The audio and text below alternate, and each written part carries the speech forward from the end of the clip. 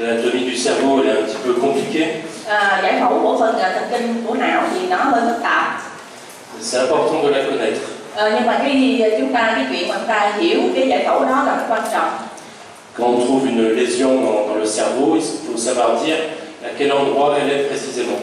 Và khi chúng ta thấy một cái hình ở trên não như thế này thì chúng ta cần phải biết chính xác là nó ở vị trí nào của não. Dans le cerveau, il y a des zones qui ont des fonctions différentes. À chaque endroit du cerveau correspond une fonction différente. Thì mỗi cái vùng của não như vậy thì nó có một cái chức năng khác nhau, cho nên khi chúng ta thấy cái thương tổn chúng ta phải biết là cái vùng đó là cái chức năng là gì. Là par exemple c'est une coupe coronale du cerveau comme ça. Đây là một cái lá cắt corona theo mặt thẳng trán. On vous montre le cortex moteur, le cortex qui sert à fabriquer les mouvements. Ở đây thì chúng ta thấy cái vỏ não này là vỏ não vận động, tức là thực hiện các cái động tác. Donc il y a la face interne du cerveau, en haut du cerveau, à la face interne, il y a le cortex qui commande les mouvements du pied, de la jambe. Ở đây chúng ta thấy ở mặt trong và phía trên của não thì vùng vỏ não này nó chi phối cho cái phần chân, cái phần cẳng chân. À la face externe du cerveau, il y a la zone qui commande les mouvements de la main. Ở trên cái mặt ngoài của cái vòm não này thì cái này là phần vỏ não vận động chi phối cho cái phần bàn tay. En dessous, ça sert à faire bouger la bouche, par exemple. Xuống phía dưới chút là đây là cái vùng chi phối cho vận động của cái miệng. Donc, il faudra toujours voir si la lésion peut expliquer les symptômes du malade. Và tiếp theo nữa thì chúng ta cũng cần phải biết là cái thương tổn này có phải là cái thương tổn gây ra cái triệu chứng trên lâm sàng của bệnh nhân không? Cette petite lésion est dans le cortex moteur ici. Đây là một cái thương tổn nằm trong cái vỏ não vận động. L'endroit qui commande les mouvements de la main. Cái vùng này là vùng chi phối của bàn tay, vận động của bàn tay. Elle peut expliquer des troubles des mouvements de la main, une paralysie de la main par exemple. Như vậy thì nếu mà cái thương tổn này thì mình có thể giải thích được cái triệu chứng trên lâm sàng của bệnh nhân yếu cái bàn tay, làm những cái động tác của bàn tay không có được. Alors une des erreurs les plus fréquentes chez les plus jeunes, chez les internes qui débutent, c'est une mauvaise localisation des lésions. Cái sai lầm, cái khuyết điểm của các cái bạn bác sĩ trẻ, các bạn nội trú khi mà bắt đầu làm những cái này là mình định vị sai cái thương tổn là nó là ở cái vùng nào. Je vous rappellerai comment on peut se localiser précisément dans le cerveau. Và tôi sẽ hướng dẫn cho các bạn làm sao chúng ta có thể định danh được cái vị trí, từng cái vị trí đó nó tên là gì. On peut reconnaître les différents lobes du cerveau en regardant la forme des sillons. Chúng ta thấy là cái não nó có nhiều cái thùy và ở trên cái não thì nó có nhiều những cái rãnh não. Et puis parfois les lésions elles ont une certaine forme particulière, la forme d'un territoire artériel. Và nhiều khi cái thương tổn của chúng ta nó có cái dạng đặc biệt, ví dụ như là nó có một cái dạng nó nằm trong vùng chi phối của một cái động mạch nào đó. Pour un patient avec une lésion qui a la forme d'un territoire artériel, et si les symptômes ont un début brutal, on pensera à un accident vasculaire cérébral. Khi mà chúng ta thấy trên cái hình ảnh thương tổn nằm trong vùng chi phối của một cái động mạch và trên lâm sàng cái biểu hiện, cái triệu chứng nó xảy ra một cách đột ngột thì chúng ta có thể nghĩ đây là một cái tai biến mạch máu não.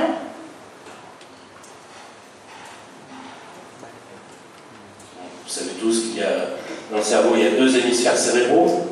Trong cái hệ thần kinh thì chúng ta cái não thì chúng ta có hai bán cầu đại não. Ils sont séparés par la faute du cerveau ici de la dure mère. Hai bán cầu đại não này thì nó được phân cách bởi một cái vách ở bên giữa này, đó là cái liềm đại não ở giữa. Les deux hémisphères cérébraux ils sont à l'étage sus-tentoriel. Thì cái phần bán cầu đại não thì nó ở phần trên lèo. À l'étage sous-tentoriel on a le cervelet. Et entre les deux il y a la tente du cervelet, c'est aussi de la dure mère. Ngoài ra thì chúng ta có cái phần gọi là phần dưới lèo hay là phần ở hố sao, thì đó là cái tiểu não. Thì ở đây chúng ta có cái lèo tiểu não ngăn cách giữa cái phần trên lèo và dưới lèo. Le cerveau se continue par la moelle épinière, puis par les nerfs périphériques, les nerfs rachidiens. Tiếp tục ở phía dưới của cái não thì chúng ta có cái tủy sống và các cái rễ dây thần kinh. C'est un seul organe. Le cerveau et la moelle épinière, c'est un seul organe. Ce sont les mêmes cellules qui se continuent. Cả cái não cũng như là cái tủy thì nó là một cơ quan duy nhất thôi. Cái cấu trúc về tế bào của hai phần này là giống nhau. Donc on va voir de dehors en dedans les différentes structures. Chúng ta sẽ đi từ trên xuống dưới và từ ngoài vào trong các cái cấu trúc. Le cerveau, c'est un organe qui est très fragile. Cái não là một cái cấu trúc rất là dễ bị hư. Il est protégé par l'os, les structures osseuses. Cho nên là cái não nó được bảo vệ bởi cái hộp sọ cứng ở bên ngoài, đó là cái phần xương.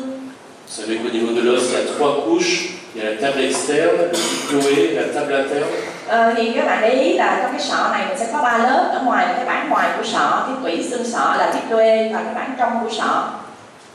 Ensuite, il y a la dure mère qui est une membrane très épaisse qui est collée à l'os. Tiếp theo nữa thì chúng ta sẽ có một cái lớp gọi là cái màng cứng, thì phần màng cứng này nó dày và nó dính sát vào trong xương sọ. Cette dure mère elle présente des replis. Ici, il y a la faute du cerveau, ici la tente du cervelet. Ngoài ra thì chúng ta cũng biết là cái màng cứng này nó có những cái nếp gấp, thì thí dụ ở đây nó là một cái nếp gấp, đó là cái liền đại não, và ở đây có một cái nếp gấp khác là lều tiểu não. Elle forme aussi la paroi des grosses veines du cerveau, les sinus veineux. Ngoài ra nữa thì ở đây nó tách ra thành 2 cái lá, là để trong chỗ này thì mình sẽ có các cái xoang tĩnh mạch. Ici, on a le sinus longitudinal supérieur, ici le sinus latéral. Ở đây chúng ta sẽ có xoang tĩnh mạch dọc trên, và ở đây chúng ta sẽ có xoang bên. Alors, entre la dure mère et le cerveau, il y a le liquide céphalorachidien. Giữa cái màng cứng của não và cái nhu não thì đây chúng ta sẽ có cái dịch não tủy. Permet d'amortir les chocs quand on bouge la tête. Mục đích của cái dịch não tủy này là để bảo vệ cho cái não bớt những cái chất động khi cái đầu chúng ta nó lắc lư. Le liquide céphalorachidien il est fabriqué dans les ventricules, les cavités qui sont à l'intérieur des hémisphères cérébraux.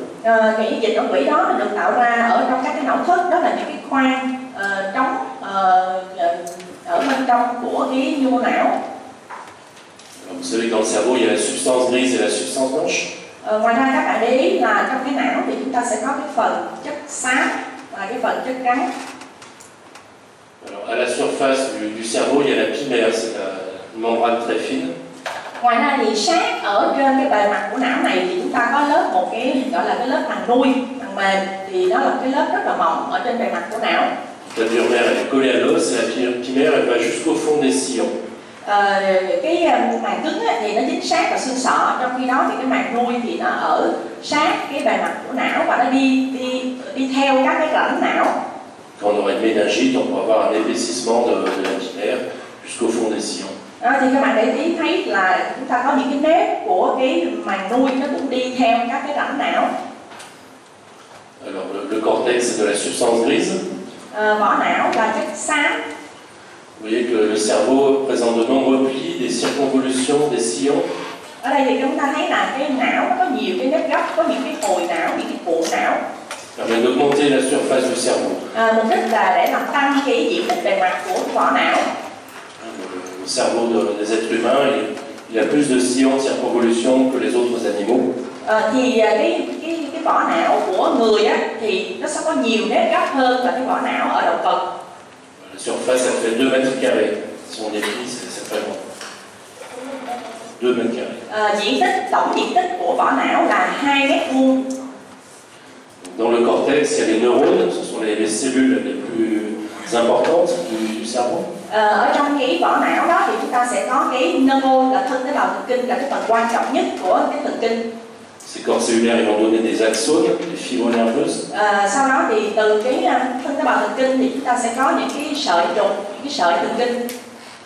Tous les neurones qui servent à une certaine fonction, par exemple bouger la main, ils vont donner des axones qui vont se couper en un même faisceau. Thì những cái neuron mà nó có cùng một chức năng, ví dụ như là những cái neuron mà vận động chi phối cho các cái động tác đó, thì sau đó thì nó có cái sợi trục, thì những cái sợi trục của những neuron mà có cùng chức năng như vậy á, thì nó sẽ hợp lại thành cái bó sợi thần kinh. Autour des axones, il y a de la myéline. Xung quanh của cái bó sợi thần kinh thì chúng ta sẽ có cái bao myelin. C'est pour ça que la substance blanche est blanche. La myéline se donne la couleur blanche du sang. Lý do là tại sao chúng ta gọi là cái chất trắng là vì cái myelin đó có màu trắng. Alors on verra qu'on peut faire de l'imagerie des faisceaux de substances blanches avec les séquences de diffusion par exemple. Thì lát nữa chúng ta sẽ coi về cái phần hình ảnh học, chúng ta có thể xác định các cái hình ảnh học của các bó sợi bằng cái kỹ thuật là diffusion chẳng hạn. Je passe rapidement sur les différents os. Tôi nói nhanh một chút về các cái xương của sọ. On a l'os frontal, on a l'os pariétal, l'os temporal, l'os occipital. Xương trán, xương đính, xương thái dương, xương chậm. En arrière de l'orbite, il y a le sphénoïde. Sau cái hốc mắt thì chúng ta sẽ có cái xương bướm. ces os sont séparés par des sutures.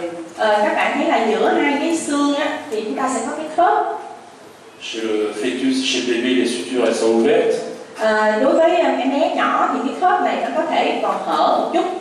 Ça permet au cerveau de pouvoir grandir sans être gêné par l'os. Thì mục đích là để cho cái não nó có thể lớn lên mà không có bị cái sọ nó chèn ép. Et ça permet aussi de faire l'échographie transfrontalière chez le bébé. Và cũng vì vậy mà chúng ta có thể làm cái siêu âm xuyên thóp ở các em bé. On peut passer par la grande frontalière. Ici, chez le bébé, il y a un grand trou parce que les os sont pas soudés. Thì ở bé đó, thì cái phần cái khớp ở trên đây nó có để làm cái thóp, thì chúng ta sẽ làm cái siêu âm xuyên qua cái thóp. Et on en parlera demain, c'est un examen qui est très facile à faire. Ngày mai thì chúng ta sẽ nói cái kỹ thuật này, thì nó là một kỹ thuật rất là dễ thực hiện. Il y a beaucoup d'enseignements sur le cerveau de l'enfant. Thì cũng có nhiều cái lớp để dạy cái cách làm cái siêu âm qua thớp. Vous savez tous faire une échographie. Vous savez tous faire une échographie transfrontalière. Bạn nào mà biết làm siêu âm thì đều có thể làm cái siêu âm xuyên thóp được hết.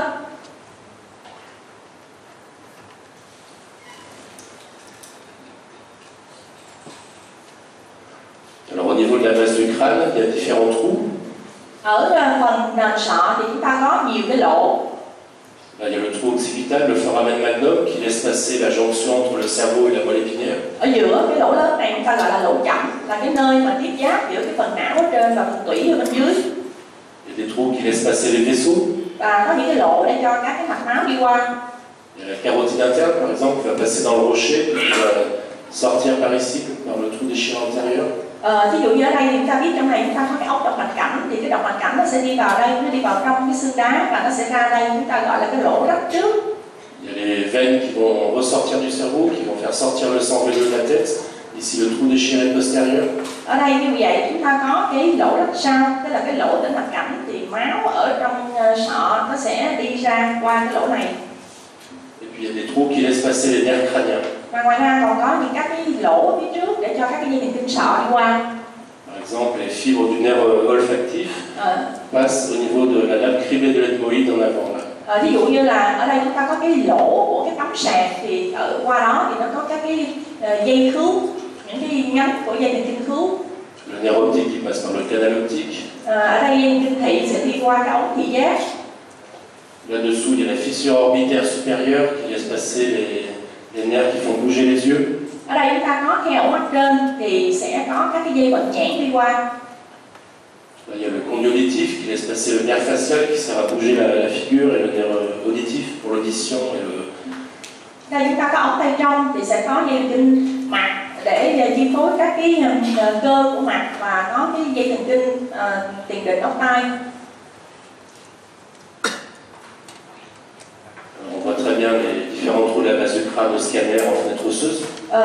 Chúng ta thấy những cái lỗ nặng ở sàn sọ này rất rõ trên cái hình CT. On en reparlera un peu plus tard. Về sau thì chúng ta sẽ nói chi tiết hơn. Quand vous faites un scanner cérébral, c'est toujours important de regarder les fenêtres osseuses. Khi chúng ta thực hiện một cái hình CT thì cái điều hết sức quan trọng là luôn luôn chúng ta phải xem cái hình đó ở cửa sổ xương. Il faut regarder les trous de la base du crâne, parce que parfois il y a des pathologies qui entraînent un élargissement d'un trou de la base du crâne. Và các bạn phải quan tâm đến các lỗ ở sàn sọ. Nhiều khi vì cái ở chỗ đó nó có cái thương tổn, nó làm rộng các cái lỗ ở sàn sọ. Ça pourrait être par exemple une tumeur d'un nerf, un chevalome, ou ça peut être aussi une malformation vasculaire, une fistule neurale qui peut éroder l'os, les vaisseaux dilatés peuvent éroder les trous. Ví dụ như chúng ta có một cái Schwanner, một cái u bao dây thần kinh mà của các dây thần kinh mà nó đi qua sàn sọ, nó làm rộng cái lỗ đó, hoặc là ví dụ như có một cái dị dạng mạch máu, một cái rò động tĩnh mạch hàm cứng chẳng hạn, thì nó làm bào mòn xương, nó lớn dần và nó làm bào mòn xương. Alors, c'est plus facile parfois de reconnaître en 3D que sur les coupes axiales. Nhiều khi thì nhờ cái hình 3D thì chúng ta sẽ nhận dạng dễ hơn, nhưng mà trên cái hình 2D thì chúng ta cũng thấy rất rõ. Donc, quand on suspectera une pathologie de la base du crâne, il faudra à la fois regarder les images 2D et faire des reconstructions 3D. Thì khi mà chúng ta có những cái bất thường ở sàn sọ đó thì nếu mà để xem chi tiết hơn thì ngoài cái hình 2D chúng ta sẽ xem cái hình 3D nữa.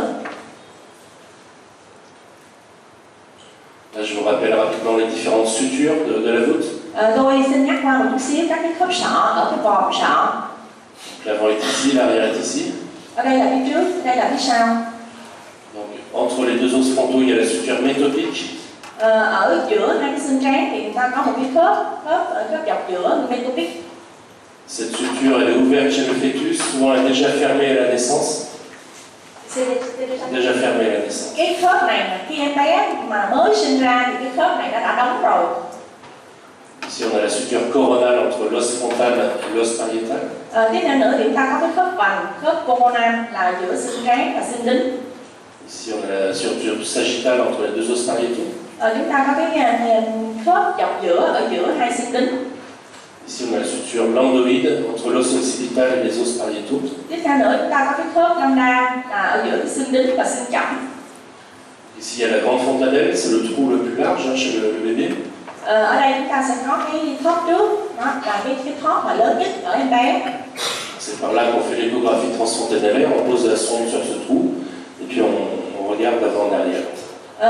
Đây là cái nơi, cái vị trí mà chúng ta để cái đầu dò của cái siêu âm. Xuyên qua cái lỗ này thì chúng ta sẽ khảo sát các cấu trúc bên trong của não ở phía trước, ở phía sau. Ici, il y a une petite fontanelle, on peut aussi essayer de faire l'échographie par ici, mais c'est plus difficile, c'est plus petit. Ở phía sau này chúng ta có một cái thóp sau nữa, thì cái thóp sau này nó nhỏ cho nên là làm siêu âm xuyên qua cái thóp này cũng được, nhưng mà nó khó tại vì nó nhỏ.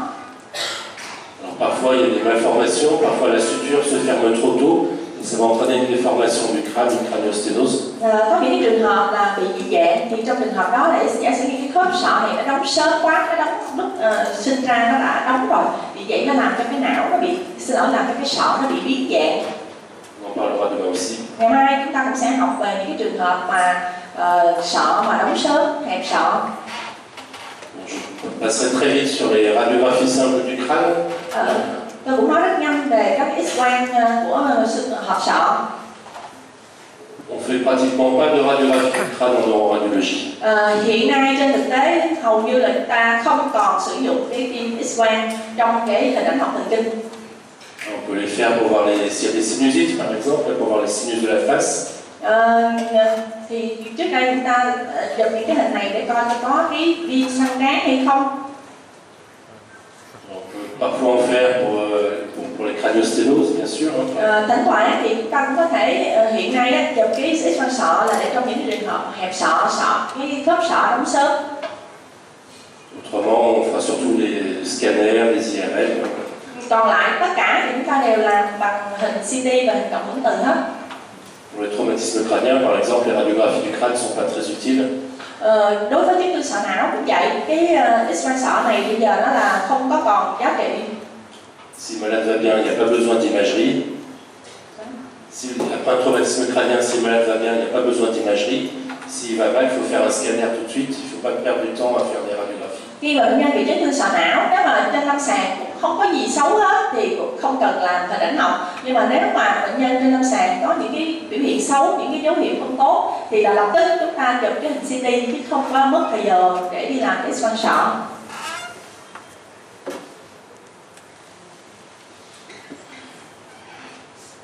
Bon, je vais montrer un peu plus en détail les méninges.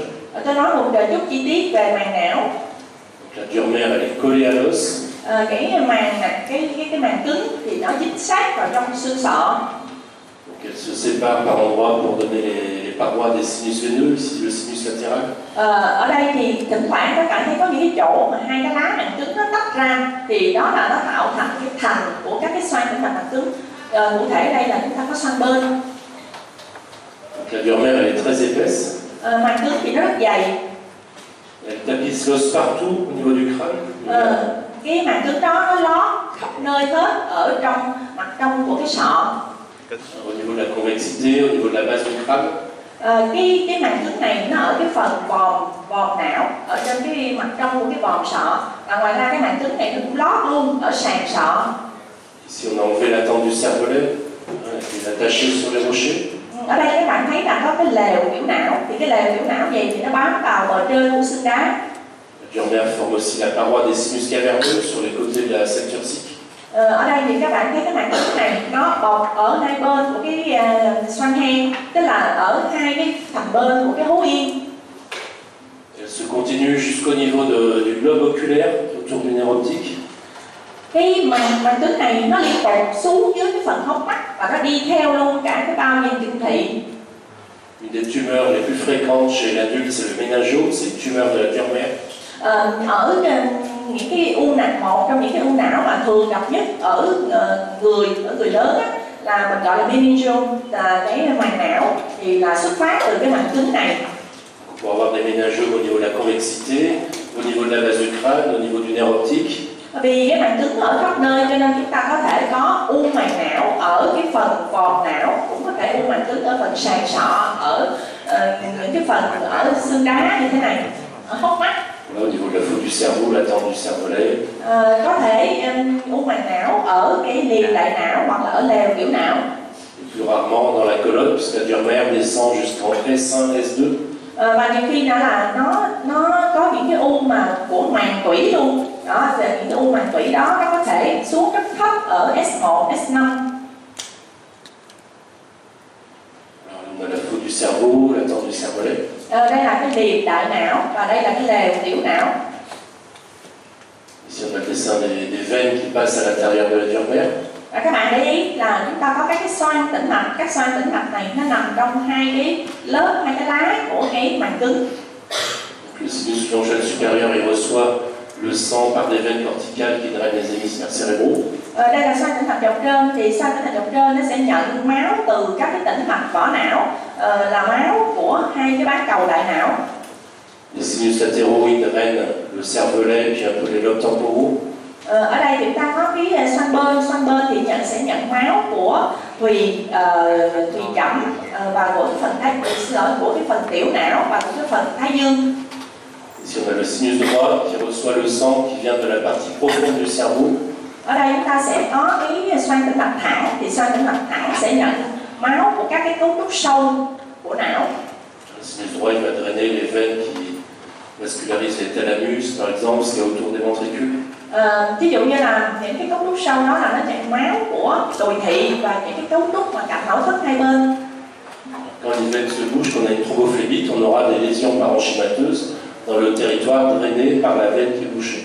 Khi mà chúng ta có một cái cục huyết khối ở trong các cái tĩnh mạch hoặc trong xoang tĩnh mạch thì chúng ta sẽ có một cái thương tổn của não ở trong cái vùng mà nhận máu của cái tĩnh mạch này. Chúng ta có cái huyết khối tĩnh mạch là viêm tắc mạch não. Alors ici c'est la surface du cerveau, on a enlevé la Durmer, on voit la pimère, qui est une membrane très fine. Ở trên bề mặt của não thì chúng ta sẽ có cái lớp màng nuôi. Màng nuôi là một cái màng rất mỏng và nó dính vào trong cái mô não.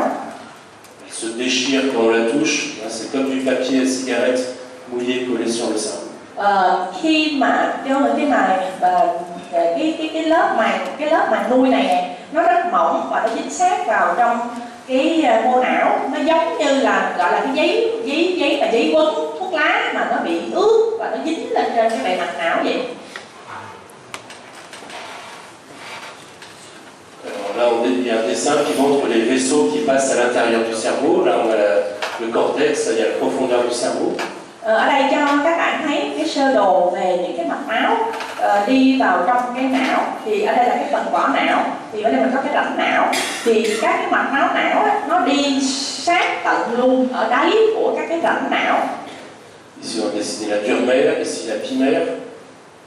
Ở đây là màng cứng và ở đây là chúng ta sẽ có cái màng nuôi. Tous les deux, il y a des petites membranes, c'est l'arachnoïde, on ne la voit pas en imagerie. Giữa cái màng cứng và cái màng nuôi này thì đây chúng ta có một cái lớp màng ở đây, nó là cái màng nhện. Cái màng nhện chúng ta không có thấy được ở trên hình ảnh học. Alors, autour des cerveaux, il y a la pimère qui va jusqu'en profondeur, autour des petits vaisseaux, les artères et les veines à l'intérieur du cerveau. Đó, thì chúng ta biết rằng là đi dọc theo cái bề mặt vỏ não thì chúng ta có cái màng nuôi, thì cái màng nuôi đó nó đi dọc suốt quanh cái mạch máu này đến tận cái rãnh đáy của cái rãnh não. L'espace entre le vaisseau et le cerveau, on appelle ça les espaces de Virchow-Romain.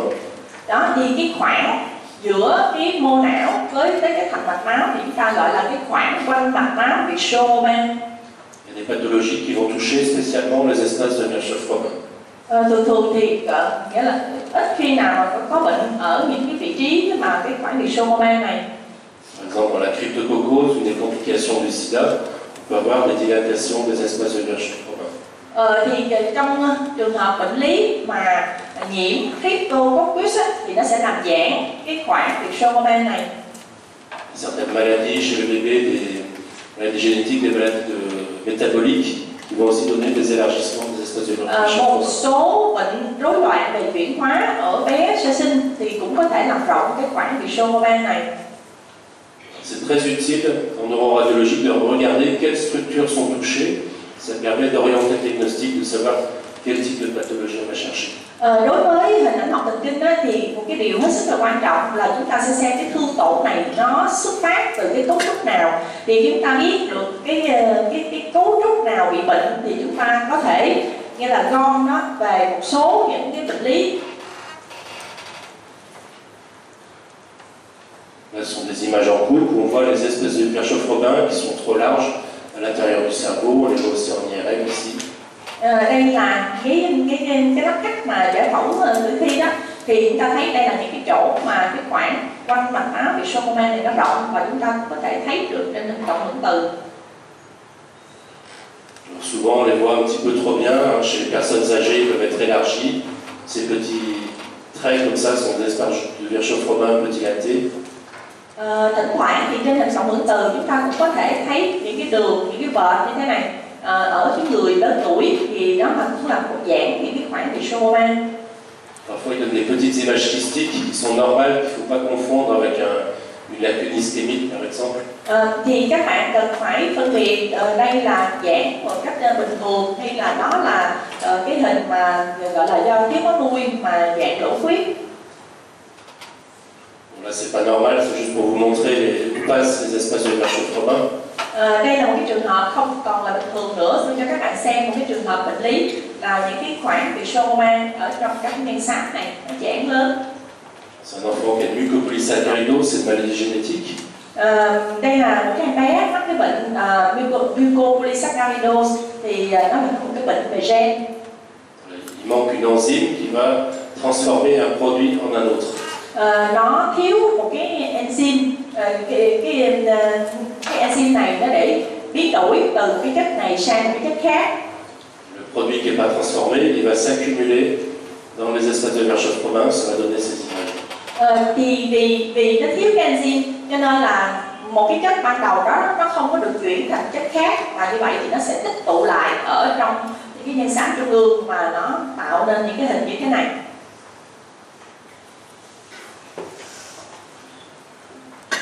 Ça va jusque là? Cho tới đây thì các bạn thấy được không? Nếu mình có câu hỏi thì các bạn cứ giơ tay lên mình hỏi liền để giống như là mình viết điểm từng phần vậy.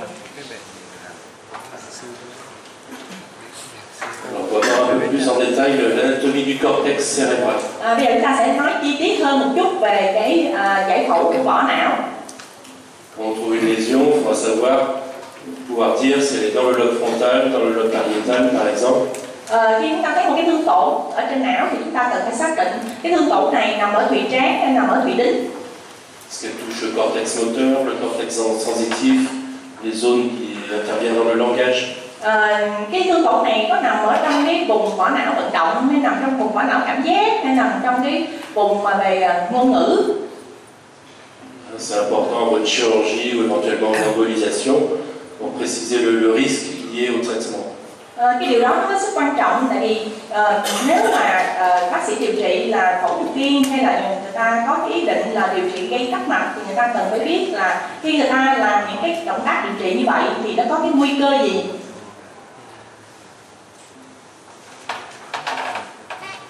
Alors vous savez que c'est un peu compliqué, il y a 5 ou 6 lobes cérébraux par hémisphère cérébral. Thì chúng ta thấy rằng là cái não nó cũng hết sức là phức tạp. Các bạn thấy ở đây chúng ta có thể có khoảng 5-6 cái thùy não. Le lobe frontal, le lobe pariétal, le temporal, le lobe occipital, le insula. Ở đây các bạn thấy những cái quen thuộc, chúng ta sẽ có cái thùy trán, thùy đính, thùy thái dương, thùy chẩm và cái thùy đảo. Il y a certains qui parlent de lobe limbique pour servent à la mémoire. Ngoài ra nữa thì có một số tác giả thì người ta gọi là thùy điền, hệ điền, thì chúng ta sẽ làm cái tập hợp của nhiều các cấu trúc khác nhau. Những cái cấu trúc này nó sẽ phụ trách về cái trí nhớ. Les différents lobes ils sont séparés par des scissures, des sillons très larges. Các cái thùy não này nó sẽ được ngăn cách nhau bởi những cái gọi là những cái khe, những cái rãnh rộng. La vallée sylvienne elle va séparer en haut le lobe frontal et le lobe pariétal et en bas le lobe temporal. Thì thứ nhất là mình gọi là cái thung lũng Xinjiang hoặc là cái rãnh Xinjiang, đó là rãnh bên. Thì cái rãnh bên này á, ở phía trên là thùy trán và ở phía dưới là thùy thái dương. Le sillon central ou sillon de Rolando il va séparer le lobe frontal et le lobe pariétal. Tiếp theo nữa chúng ta sẽ có cái rãnh trung tâm hay còn gọi là rãnh Rolando. Thì phía trước của rãnh Rolando là thùy trán, phía sau của rãnh Rolando là thùy đính. Vous devez tous savoir reconnaître le sillon de Rolando. Các bạn bắt buộc phải biết, phải nhận dạng ra được vị trí của cái rãnh Rolando. On va se repérer dans le cerveau en commençant par repérer le sillon de Rolando et ensuite on pourra voir les autres sillons et on saura exactement où on est. Thì lát nữa chúng ta sẽ xem cái cách chúng ta xác định cái rãnh Rolando như thế nào, và từ cái rãnh Rolando đó chúng ta sẽ xác định các cái rãnh khác. Alors après, dans chaque lobe, par exemple le lobe frontal, il y a différentes circonvolutions. Ở trong một cái thùy thì chúng ta sẽ có các cái hồi não. Dans le lobe frontal, juste en avant du sillon de Rolando, il y a le gyrus précentral, c'est le cortex moteur. Ở thùy trán thì ngay trước cái rãnh trung tâm, trước rãnh Rolando là chúng ta sẽ có cái hồi trước trung tâm. Thì đây là cái hồi rất là quan trọng, tại đây là cái phần mà nó phụ trách về cái phần vận động. Plus en avant, de haut en bas, il y a le gyrus frontal supérieur, frontal moyen, frontal inférieur. Và phía trước cái hồi mà trước trung tâm thì chúng ta sẽ có các cái hồi khác, hồi trán trên, hồi trán giữa, hồi trán dưới. Ils servent notamment au langage. Và những cái hồi này thì nó sẽ phụ trách về cái phần ngôn ngữ. Donc ces différentes circonvolutions sont séparées par des sillons. Thì các cái hồi não này nó cũng được ngăn cách bởi các cái rãnh. Entre deux circonvolutions, il y a des faisceaux qui font communiquer les différentes circonvolutions. Và để liên lạc giữa các cái hồi não với nhau thì chúng ta có các bó sợi thần kinh. Par exemple, entre le cortex moteur et le cortex sensitif, il y a un petit faisceau qui fait communiquer les deux. Ví dụ như là giữa cái phần mà các cái hồi về vận động và các hồi về cảm giác thì nó cũng có các cái bó sợi để liên lạc với nhau. Facile, non? Thấy dễ không? Alors ça, c'est dans les livres. Les lobes, ils sont en couleur. Cái hình này là cái hình trong sách á, thì mình thấy cái não này nó có màu, cái này trong sách thôi. Dans la réalité, ils sont tous de la même couleur. Trên thực tế thì tất cả các cái thùy này nó đều có cùng một màu. Là, entre le lobe frontal et le lobe pariétal, il y a le sillon de Rolando ou sillon central. Thì chúng ta thấy là phía trước này là thùy trán, phía sau này thùy đính, và giữa hai cái thùy này chúng ta có cái rãnh quan trọng là rãnh trung tâm hoặc là rãnh Rolando. Juste en avant du sillon central, c'est le cortex moteur. Ngay trước cái rãnh trung tâm thì chúng ta có cái hồi trước trung tâm là phụ trách cho vận động. Juste en arrière, c'est le cortex sensitif. Và ngay sau cái rãnh Rolando là chúng ta sẽ có cái hồi này là hồi cảm giác. Alors ici, il y a les zones du langage nerveux vocal qui servent à fabriquer les mots. Ở đây là cái vùng về ngôn ngữ và cái vùng tạo ra ngôn ngữ, vùng vô ca. La partie la plus antérieure ici, ça sert au jugement, à avoir un comportement normal. Ở phần phía trước hơn một chút thì chúng ta có một cái phần nữa là phán đoán về hành vi, phụ trách về cái phần mà phán đoán và cái hành vi của chúng ta. Ici, le lobe occipital, ça sert à la vision. Thùy cẩm là sẽ phụ trách về phần thị giác. Ça sert à voir la lumière, à voir les couleurs, à reconnaître les formes. Để nhận biết về ánh sáng, về màu sắc, về hình thái của các vật thể. Ici, on a la vallée sylvienne qui sépare en haut le lobe frontal et le lobe pariétal du lobe temporal qui est en bas. Ở đây chúng ta có một cái rãnh, chúng ta gọi là rãnh bên hay là rãnh Xinjiang hay là thung lũng Xinjiang. Thì phía trên của cái rãnh Xinjiang này là thùy trán và thùy đính, còn phía dưới rãnh Xinjiang là thùy thái dương. Par ici, il y a le cortex auditif qui sert à entendre. Ở phía cái vùng này chúng ta có một cái vùng vỏ não về thính giác. En arrière, il y a une zone qui sert aussi au langage, qui sert à comprendre les mots. Ở phía sau một chút chúng ta có cái vùng này cũng là vùng ngôn ngữ, và vùng này là cái vùng gọi là hiểu tiếng nói. Le langage fait intervenir plusieurs régions. Như vậy thì cái phần mà phụ trách cho ngôn ngữ đó, thì có nhiều vùng ở trên não để phụ trách về cái phần ngôn ngữ. Il y a l'aire de Broca par ici qui sert à fabriquer les mots. Đây là cái vùng chúng ta gọi là vùng Broca, là cái vùng tạo ra ngôn ngữ. Il y a l'aire de Wernicke par ici qui sert à comprendre. Cái vùng này gọi là vùng Wernicke, là cái vùng hiểu ngôn ngữ. Si on a une lésion comme un accident vasculaire cérébral qui touche l'aire de Broca, on peut comprendre ce qu'on nous dit, mais on ne peut pas parler. Thí dụ như trong tai biến mạch máu não mà các bạn bị thương tổn của cái vùng này thì chúng ta hiểu được tiếng nói nhưng mà chúng ta không nói được. Si on a une lésion qui touche l'aire de Wernicke, on ne comprend pas ce qu'on nous dit. On peut parler, mais on dit n'importe quoi et on ne comprend pas ce qu'on nous dit. Nếu mà chúng ta bị tai biến mạch máu não mà bị cái vùng Wernicke á, thì người ta vẫn nói được nhưng mà người ta không hiểu được mình hỏi cái gì, và như vậy thì người ta nói miễn thiên nhưng mà không có ăn nhập gì với cái câu hỏi của mình. En neuroradiologie, c'est toujours très important d'avoir des renseignements sur les symptômes. Thì khi chúng ta giải thích một cái hình ở trên hình ảnh học thì cái điều hết sức quan trọng là chúng ta phải có những cái thông tin từ lâm sàng. C'est très important dans tous les domaines de la radiologie, mais en neuroradiologie, c'est vraiment important. Thì đương nhiên là làm hình ảnh học mà cho tất cả các cái chuyên khoa đó thì cái phần thông tin lâm sàng đó rất là quan trọng, nhưng mà riêng đối với hình ảnh học thần kinh thì cái thông tin lâm sàng đó còn quan trọng hơn nữa. Si on nous dit le patient il a une aphasie de Wernicke, on cherchera une lésion par ici. Ví dụ như lâm sàng bảo cho chúng ta là bệnh nhân có một cái gọi là mất ngôn ngữ, mất vận ngôn, aphasie mà Wernicke, thì chúng ta sẽ đi tìm thương tổn ở cái vùng này. Ça c'est la face interne du cerveau. Đây là mặt trong của não. Donc on a encore le lobe frontal en bleu. Màu xanh là thùy trán. Le lobe pariétal en vert, le lobe occipital en jaune. Màu xanh lá là thùy đính, màu vàng là thùy chậm. Il y a une circonvolution autour du corps calleux, c'est le gyrus singulaire. Ça sert à la mémoire notamment. Màu tím ở đây là thể chai. Thì cái hồi màu tím quanh cái thể chai này chúng ta gọi là hồi đai. Thì cái hồi đai này nó có góp phần ở trong cái về trí nhớ. Là on voit aussi la face interne du lobe temporal. La face interne du lobe temporal sert aussi à la mémoire. Đây là mặt trong của cái thùy thái dương, thì mặt trong của thùy thái dương cũng là góp phần ở trong cái phụ trách về trí nhớ. Donc dans la maladie d'Alzheimer, on perd la mémoire et on aura une atrophie de la partie interne du lobe temporal. Thí dụ như trong cái trường hợp bệnh Alzheimer thì có cái teo của cái phần thùy trong của thái dương này. Alors les hémisphères cérébraux, ils sont collés entre eux par le corps calleux, ils sont reliés entre eux par le corps calleux. Hai cái bát cầu đại não nó sẽ dính với nhau qua trung gian của cái thể chai. C'est un pont de substance blanche entre les deux hémisphères cérébraux. Đó là một cái bó sợi chất trắng rất là lớn và nó nối hai cái bát cầu đại não với nhau. Ici on a le troisième ventricule. Đây là vị trí của não thứ ba. Ici on a le tronc cérébral. Thân não. Au niveau du tronc cérébral, il y a 3 étages. Thân não gồm có 3 phần. En haut, c'est le mésencéphale. Ở phần trên là cuốn não. Ici, on a le pont, la protubérance.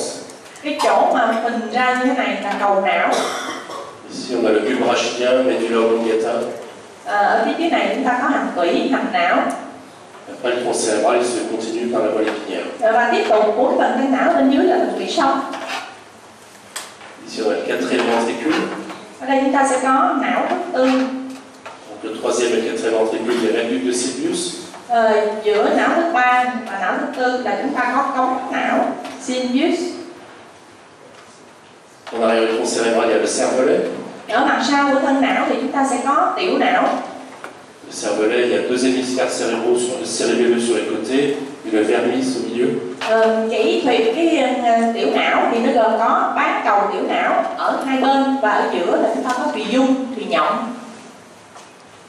Ça, c'est juste pour vous montrer que toutes les circonvolutions ont un nom. Ở đây chỉ cho các bạn muốn nói với các bạn rằng là mỗi một cái hồi não như thế này nó đều có tên hết, mỗi cái hồi não đều có tên hết.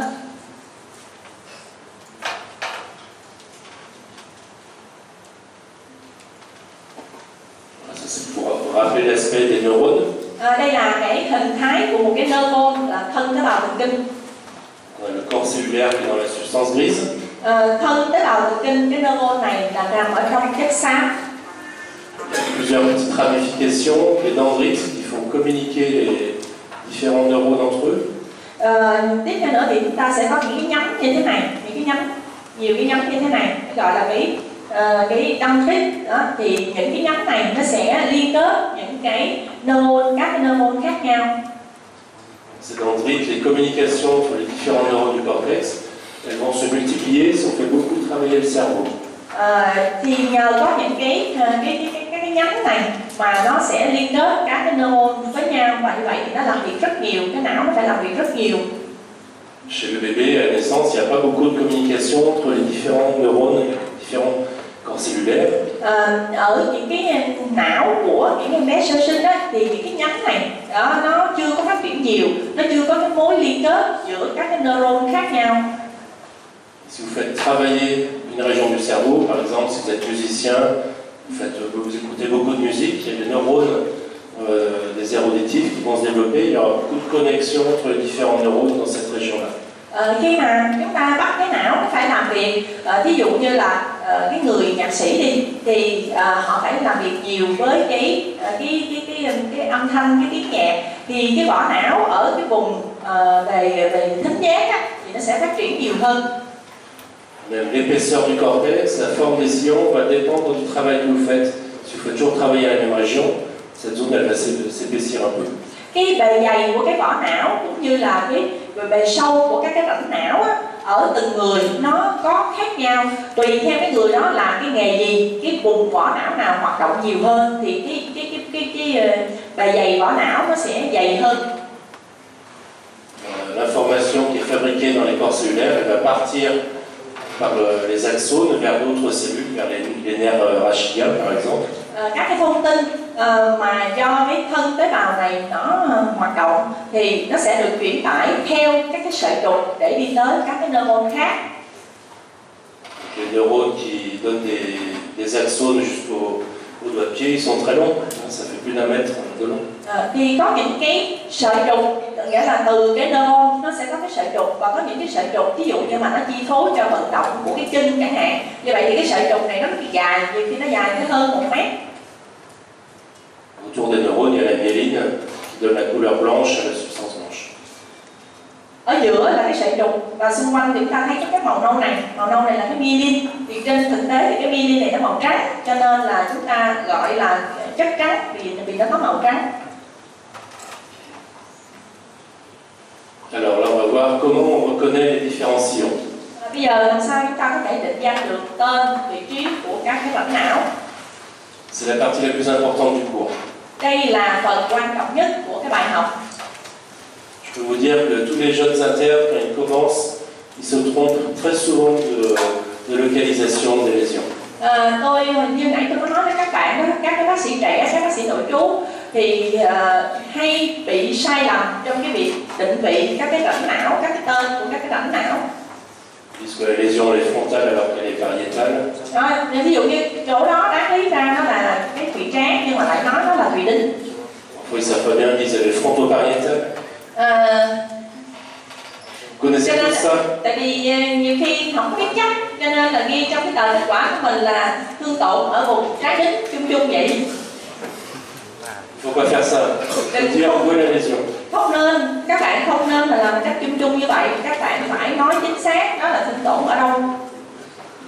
Pour savoir si dans le lobe frontal comme dans le pariétal, si vous faites un scanner au IRF, vous regardez les coupes en haut de la tête. Khi mà đầu tiên nói là chúng ta phân biệt giữa thùy trán với thùy đính thì chúng ta sẽ phải coi các lá cắt từ trên xuống dưới. Vous allez essayer de reconnaître le sillon de Rolando. Thì bây giờ chúng ta sẽ tìm cách để xác định cái rãnh Rolando. Le sillon de Rolando, il sépare donc le lobe frontal en avant du lobe pariétal en arrière. Chúng ta tìm cách xác định cái rãnh trung tâm rãnh Rolando, tại vì trước rãnh Rolando là thùy tráng mà sau rãnh Rolando là thùy đính. Il y a plusieurs critères qui permettent de la reconnaître. Có nhiều cái tiêu chuẩn để cho chúng ta xác định cái rãnh Rolando này. Souvent sur les couples les plus hauts, ce sillon il va vers le plus près de la ligne médiane. Trên những cái lá cắt mà sát ở trên đỉnh đầu thì cái rãnh này nó hướng về phía đường giữa.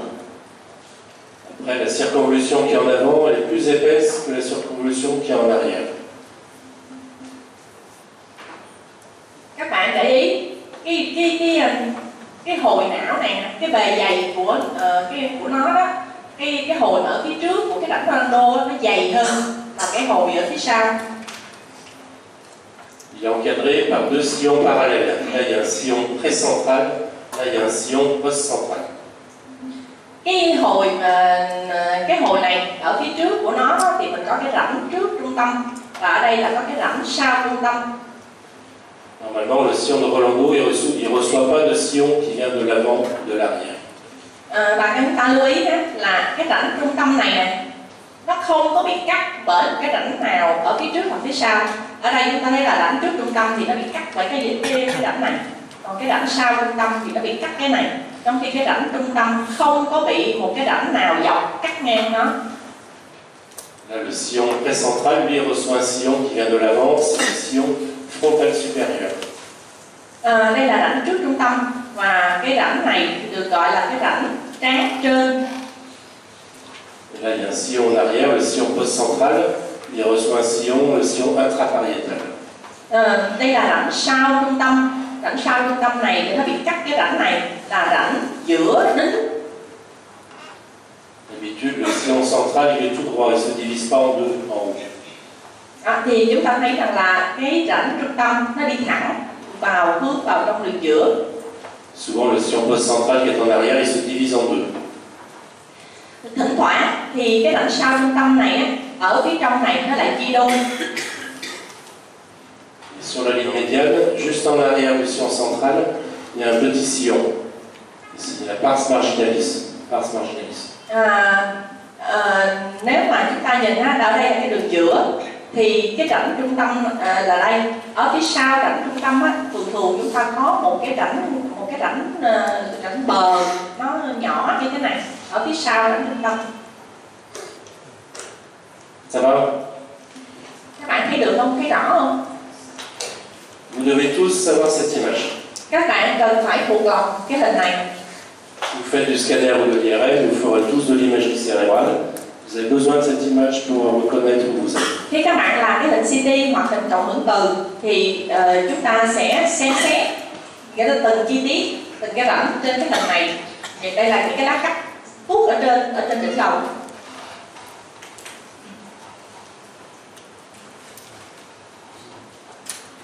Une fois qu'on a découvert le sillon central, on peut reconnaître tous les autres sillons. Một khi mà chúng ta đã xác định được rãnh trung tâm thì chúng ta biết được hết tất cả các rãnh khác.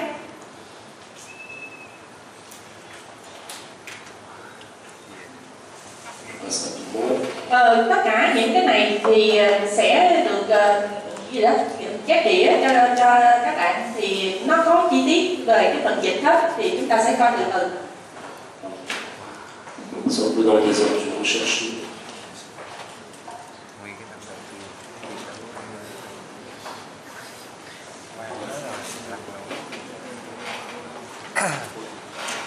Nãy giờ là cho nó một chút cho nó kinh nghiệm với nó rồi này rồi nhưng sao khỏi học.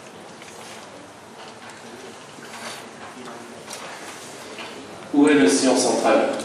Theo các bạn ở đây rãnh trung tâm nó nằm ở đâu? Rãnh nào là rãnh trung tâm? Alors attention, quand vous faites les coupes comme ça, le sillon il est à un certain endroit sur l'image. Quand vous faites les coupes comme ça, le sillon il est à un autre endroit dans l'image. Các bạn lưu ý ha, khi mà mình cắt cái não của mình á, thì tùy theo, ví dụ như nếu mình cắt cái lát cắt của mình nó dốc như thế này, thì cái rãnh trung tâm nó có ở vị trí khác. Nếu cái lát cắt của mình nó dốc theo một cái hướng khác, thì cái rãnh nó có thể ở cái vị trí nó sẽ thay đổi. C'est c'est bien de faire toujours le même plan de coupe quand vous êtes au scanner. Par exemple, parallèle au palais osseux. Comme ça, vous avez l'habitude de toujours chercher au même endroit les sillons.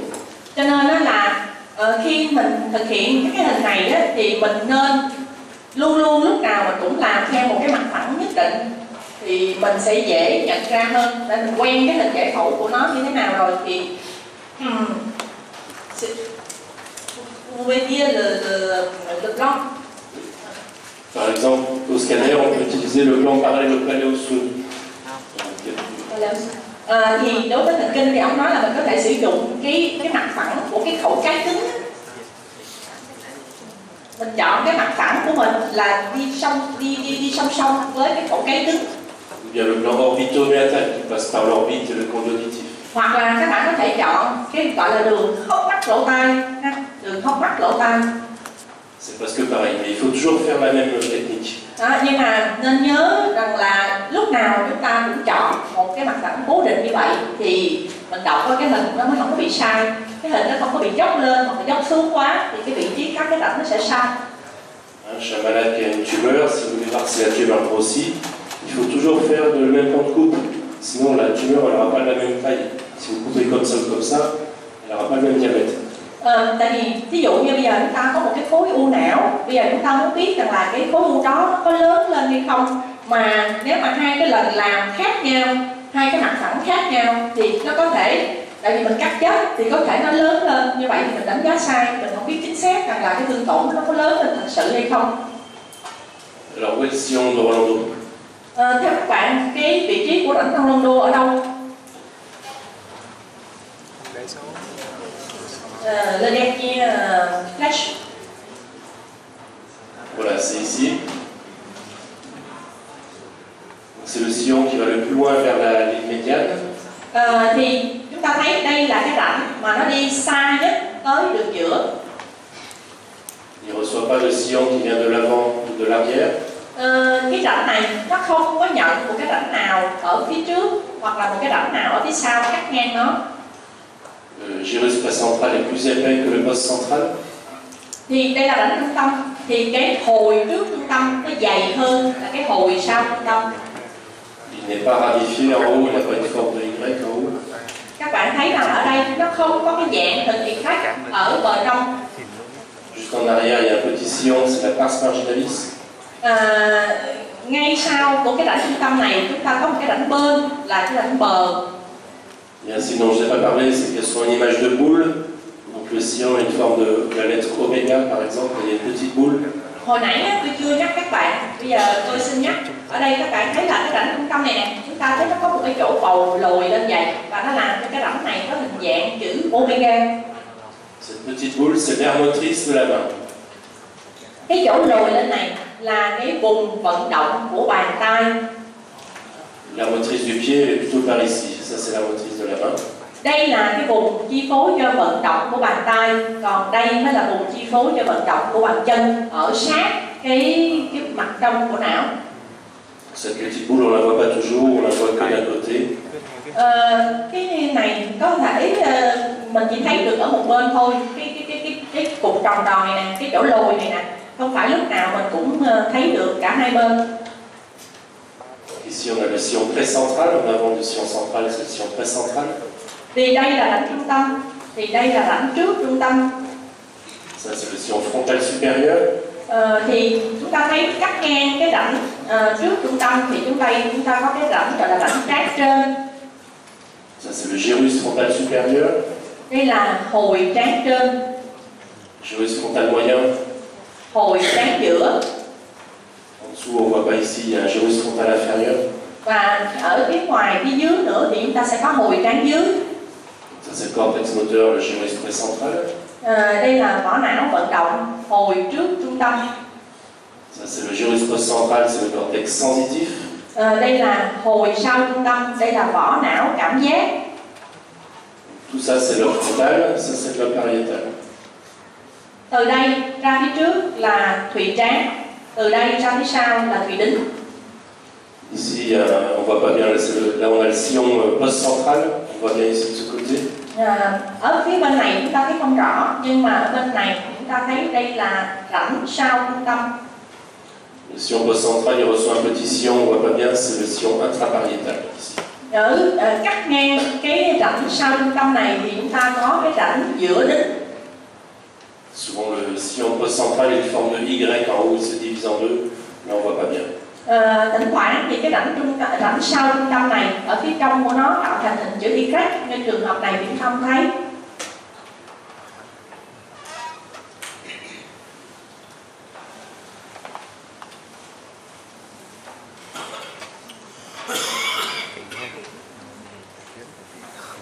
Alors sur les coupes sagittales, c'est plus difficile de reconnaître le sillon central. Trên các lát cắt sagittal thì việc nhận diện cái rãnh trung tâm này khó hơn. Est-ce que quelqu'un sait reconnaître le sillon central sur les coupes sagittales? Có ai thấy được cái rãnh trung tâm ở đâu trên cái hình sagittal này không?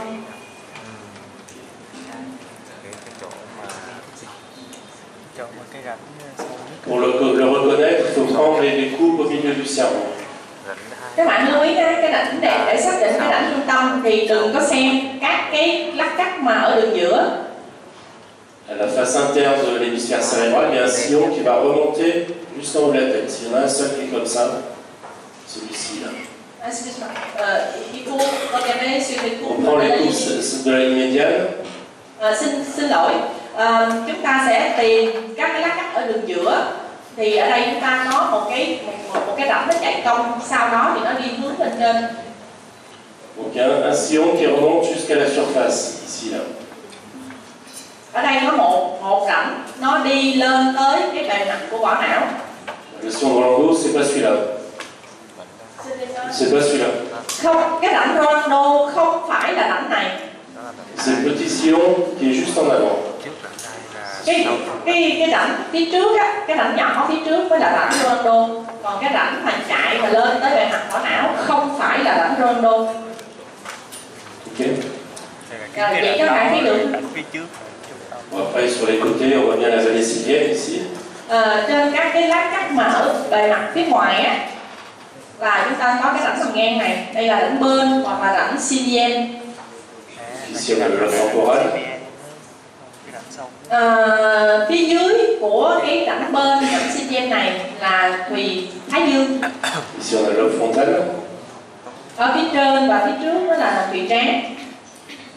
Alors si ça c'est le sillon de Rolando, je ne sais pas si c'est celui-là ou celui-là, il faudrait suivre à partir d'ici. En avant c'est le frontal, en arrière c'est le pariétal. Ở ngay vị trí này thì không biết chắc cái chỗ nào là rãnh Rolando, mà mình phải đi theo từ đây này. Đó, rồi mình đi theo lần theo thì ở chỗ này mình mới biết được cái nào là rãnh Rolando. Và trước rãnh Rolando là thùy trán, mà sau rãnh Rolando là thùy đính. Alors ici, est-ce qu'on est dans le lobe temporal ou dans le lobe occipital? Ở vị trí này thì chúng ta đang ở thùy thái dương hay ở thùy chẩm đây? Est-ce que vous allez dire temporo-occipital? Temporal, occipital? Như vậy thì không biết chắc thì chắc là mình biết trong tờ kết quả là ở vùng thái dương chẩm. Ça c'est très difficile, parce qu'il n'y a pas vraiment de limite entre le lobe temporal et le lobe occipital. Thật sự thì rất là khó, tại vì không có một cái rãnh nào nó ngăn cách giữa cái thùy thái dương và thùy chẩm. Il y a une limite à la face interne du cerveau, mais pas à la face externe du cerveau. Cái ranh giới giữa cái thùy thái dương và thùy chẩm thì ở mặt trong não mình có thể thấy được, nhưng mà ở mặt ngoài não thì không có. À la face du cerveau, la face externe du cerveau, c'est les mêmes cellules qui se continuent. C'est difficile de dire si c'est temporal ou occipital. Thì các bạn thấy đây là các cái tế bào thần kinh nó liên tục với nhau, cho nên không thể phân định được ranh giới của thái dương và của đính ở đâu.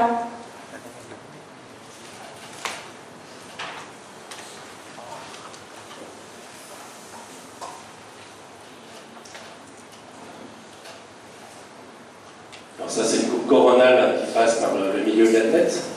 Đây là cái lá cắt corona ở mặt cẳng trán ngang qua giữa não. Donc là on a la scissure interhémisphérique avec la faute du cerveau au milieu. Ở đây chúng ta có cái rãnh liên bán cầu, có cái liềm đại não ở đường giữa. Ici on a la vallée sylvienne. Đây là thung lũng sylvienne hoặc là rãnh bên, rãnh sylvienne. Donc au-dessus c'est le lobe frontal par exemple. Trên cái rãnh bên này là thùy trán. En dessous, c'est le lobe temporel. Dưới rãnh bên là tùy thái dương. Au fond de la vallée sylvienne, cette partie de cortex, c'est l'insula. L'insula. Ở đáy của cái rãnh bên này chúng ta có một cái vỏ não, thì đây là vỏ não của Thùy Đảo. À la partie interne du lobe temporal, il y a l'hippocampe ici qui sert à la mémoire. Ở mặt trong, ở phần trong của cái thái dương chúng ta sẽ có cái này là cái hải mã, nó sẽ phụ trách về ngôn ngữ, về trí nhớ.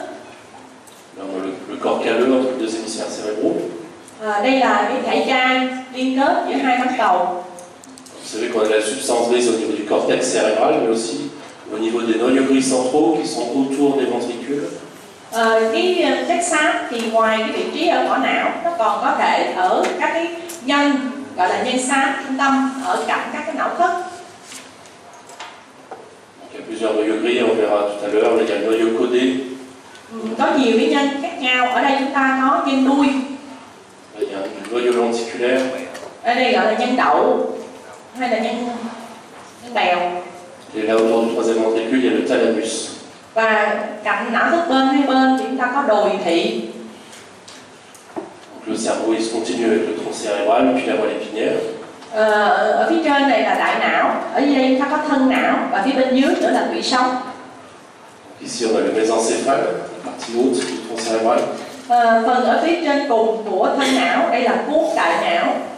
Ici, on a la protubérance. Phần mà to nhất, đây là cầu não. Ici, le bulbe, la médula oblongata. Đây là hành tủy. Là, on voit la tente du cervelet en noir. Cái đường màu đen này là lèo tiểu não. Ici, on voit les conduits auditifs. Ở đây chúng ta có ống tay trong. L'oreille interne, les canaux semi-circulaires, le vestibule. Đây là nó các cấu trúc của tay trong. Chúng ta có các cái ống bán khuyên và tiền đình. Est-ce que vous savez reconnaître toutes ces couches ici? Các bạn có nhận ra được các cái lớp ở bên này là cái gì không? Ça, c'est quoi? Cái bên ngoài này hết là cái gì? Cái màu trắng hay là gì? En blanc. Màu trắng. Non, c'est pas l'os. Các bạn nói cái này là xương, cái này không phải là xương. C'est la graisse sous la peau. Đây là mỡ dưới da đầu. Tout le monde a la graisse sous la peau, même les gens maigres. Tất cả mọi người chúng ta đều thấy được cái lớp mỡ dưới da này, kể cả cái người đó ốm gầy, chúng ta cũng thấy được cái lớp mỡ dưới da này trên hình cộng hưởng từ và nó có màu trắng. Ça, c'est quoi?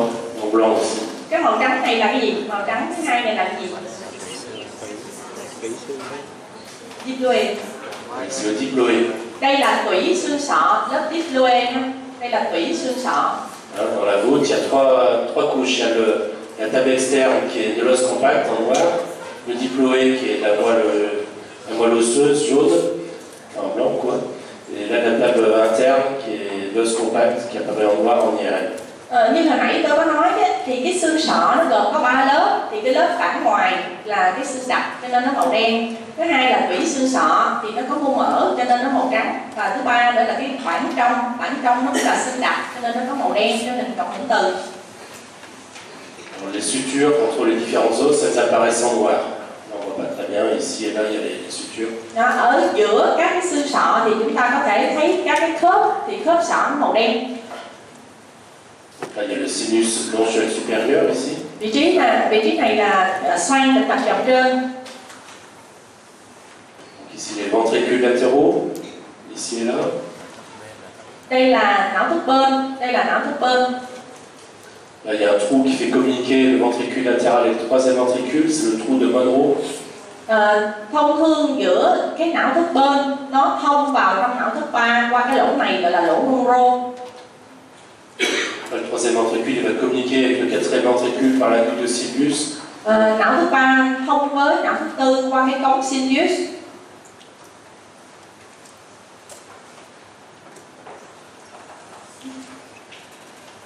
Ça va jusque là?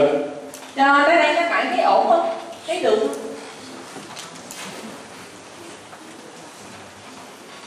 Alors on a déjà vu un peu à quoi servaient les différents lobes du cerveau. Bây giờ chúng ta sẽ nói sơ một chút qua mỗi một cái thùy não như vậy nó sẽ phụ trách cái chuyện gì.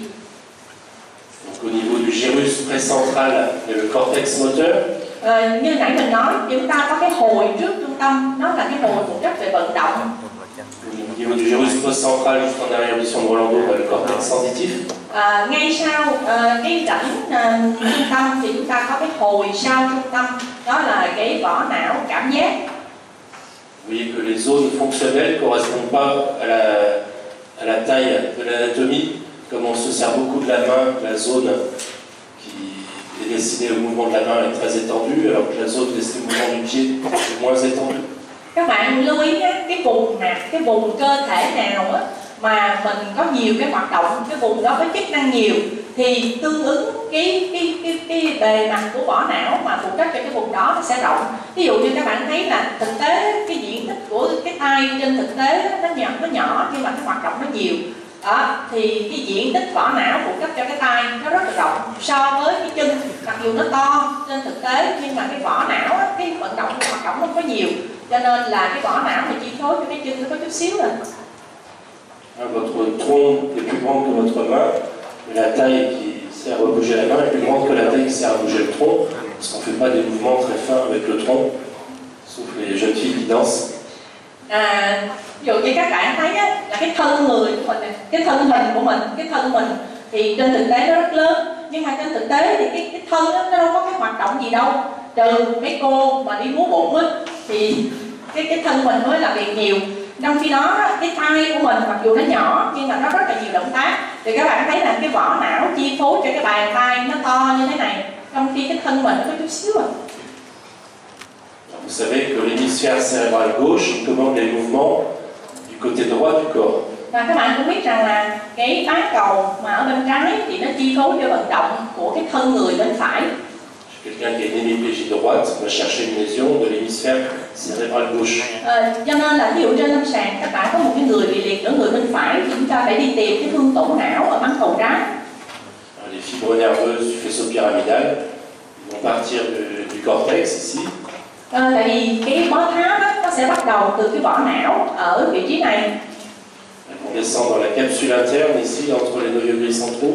Sau đó thì cái bó tháp nó đi xuống phía dưới ở trong bao trong, ở giữa các cái nhân xám trung ương này. Elles vont descendre dans le tronc cérébral et au niveau du bulbe, elles vont changer de côté. Và nó đi tiếp xuống dưới tới cái thân não thì đến cái hầm não thì nó sẽ bắt kéo sang đối bên, nó đổi hướng và nó kéo sang đối bên. Et après dans la moelle, elles descendent du côté droit et elles vont innerver le côté droit du corps. Đó, và khi xuống dưới ở tủy thì ví dụ như hồi nãy nó ở bên trái, nó đi sau khi nó bắt kéo xuống cái tủy bên phải, và như vậy thì nó tới cái phần cơ thể ở bên phải. Donc l'hémisphère gauche commande à la fois la motricité et la sensibilité du côté droit. Như vậy thì cái bán cầu ở bên trái nó sẽ chi phối cho vận động và cảm giác của nửa người phải. Ça ne marche pas pour toutes les fonctions. Par exemple, pour le langage, ça ne marche pas. Các cái chức năng, mọi cái chức năng khác thì nó đều hoạt động theo cái kiểu như vậy, tức là bán cầu trái thì chi phối cho bên phải. Riêng cái phần ngôn ngữ thì không theo cái luật này. D'habitude, les zones du langage, elles sont dans l'hémisphère cérébral gauche.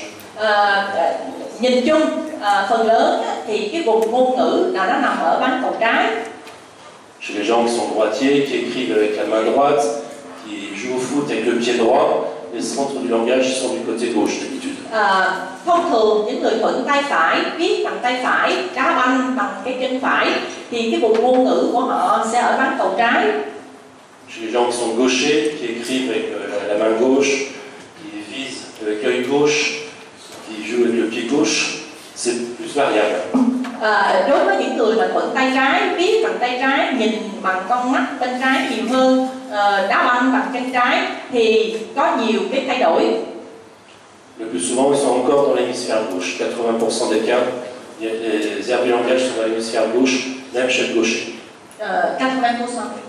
80% cái người mà thuận tay trái đó, thì cái vùng ngôn ngữ của họ vẫn ở bán cầu trái. Et parfois c'est de côté, ou parfois c'est à droite. Cái số còn lại thì có khi là vùng ngôn ngữ ở bên phải, hoặc cũng có khi là cái vùng ngôn ngữ của những người thuận tay trái ở cả hai bán cầu. Les principales zones fonctionnelles que vous devez connaître, C'est le cortex moteur, le cortex sensitif et les zones du langage. Ba cái vùng chức năng mà các bạn cần phải xác định cho rõ, cần phải biết, cần phải nhận ra, đó là vùng vận động, vùng cảm giác và vùng ngôn ngữ. Il faut savoir que la vision, c'est dans le lobe occipital en arrière. Cái vùng mà phụ trách cho thị giác là vùng chẩm ở phía sau. Il faut savoir que la mémoire, c'est surtout la partie interne des lobes temporaux. Về cái phụ trách và cái vùng mà về trí nhớ, đó là cái phần trong của thùy thái dương. C'est le plus important. Đó là những cái điểm quan trọng nhất. Le lobe frontal, il sert à tout ce qui est un peu compliqué, au raisonnement, au jugement, au comportement. Cái phần mà thùy trán á, nó còn có phụ trách cho những cái phần mà về lý luận, về phần phán đoán, về phần hành vi. Le lobe pariétal, ça sert à la lecture, par exemple, à l'écriture. Cái phần thùy đính thì nó phụ trách cho cái phần đọc, phần viết. Si on vous enlève le lobe pariétal, vous ne pourrez plus écrire. Khi mà các bạn bị tổn thương của vùng thùy đính thì các bạn không thể viết chữ được. Ça sert aussi à se reconnaître dans l'espace, à savoir où on est. Ça sert à reconnaître les visages. Nó còn cái thùy đính này nó còn quan trọng nữa là nó là định vị trong không gian. Chúng ta biết là cái vị trí của chúng ta trong không gian như thế nào.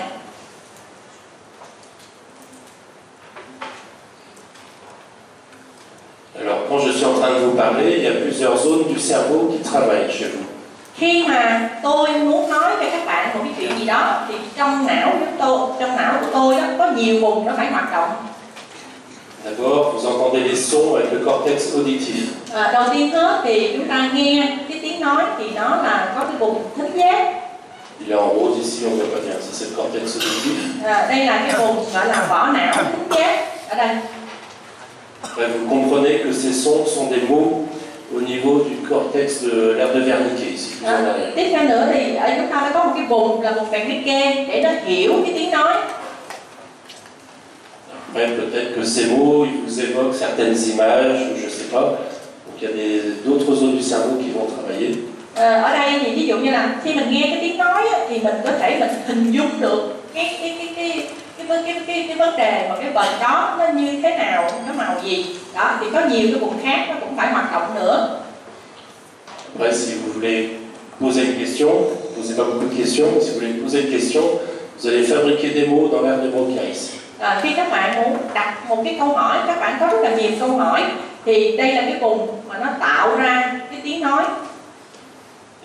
Si vous voulez parler, vous allez activer le cortex moteur de la bouche ici. Khi mà bắt đầu mà mình nói, đây là cái vùng mà tạo ra tiếng nói, và bắt đầu là nó sẽ kích hoạt tiếp cái vùng, đây là cái vùng vận động của cái miệng để chúng ta nói. Si vous avez peur de poser une question, il y a d'autres zones qui servent aux émotions qui vont travailler. Khi giờ chúng ta muốn nói mà mình sợ, mình chưa dám nói, thì có nhiều cái vùng khác của não nó sẽ hoạt động để nó kích thích, nó hỗ trợ cho cái việc nói này. Il y a plein de zones qui travaillent en même temps. Như vậy thì có nhiều vùng hoạt động khi mà chúng ta nói. Ces zones, elles sont reliées entre elles par des faisceaux de substances blanches. Và giữa những cái vùng này thì nó có các cái bó sợi để nó liên kết các cái vùng này lại với nhau. Alors on dit qu'on n'utilise que 10% du cerveau. Est-ce qu'on dit ça au Vietnam aussi? Người ta nói là trên thực tế thì mình sử dụng mới có 10% cái não của mình, thì không biết ông hỏi ở Việt Nam mình có phải vậy không? Ça c'est pas vrai. Thật ra không phải vậy. Et quand on dort, le cerveau il continue à travailler. Khi mà chúng ta ngủ thì cái não của chúng ta vẫn tiếp tục hoạt động. On peut regarder le cerveau travailler chez quelqu'un qui dort, en faisant l'IRM fonctionnel par exemple. On voit que le langage, tout ça, ça continue à travailler même quand on dort.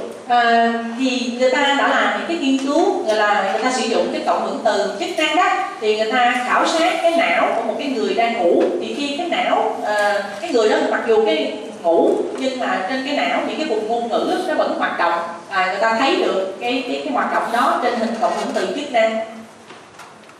Là, par exemple, il y a un faisceau de substances blanches entre l'aire de Wernicke et l'aire de Broca pour le langage. langage. Đây là giả sử như một cái bó chắc chắn nó liên kết giữa cái vùng Wernicke và vùng Broca. Alors, ces faisceaux, on peut les voir en faisant de l'IRM de diffusion, la tractographie. Để có thể thấy được những cái bó sợi đó thì đây là cái hình cộng hưởng từ gọi là hình diffusion, hình tractography, hình ảnh các cái bó sợi thần kinh. Là, par exemple, on a le faisceau corticospinal, le faisceau pyramidal, qui sert à la motricité. Ở đây thì các bạn thấy chúng ta có cái bó gọi là bó vỏ gai hay là gọi là bó tháp. Ce faisceau, on peut le voir en IRM de diffusion, comme ça. Đó, thì chúng ta có thể sử dụng cái kỹ thuật diffusion hình các bó sợi, chúng ta ghi được cái hình này. J'en reparlerai tout à l'heure cet après-midi. Chiều nay thì tôi sẽ nói về cái phần này. Ça peut être intéressant s'il y a une grosse tumeur pour savoir si le faisceau pyramidal il est refoulé en avant, en arrière, tout ça pour éviter de l'abîmer pendant la chirurgie si on veut opérer malade.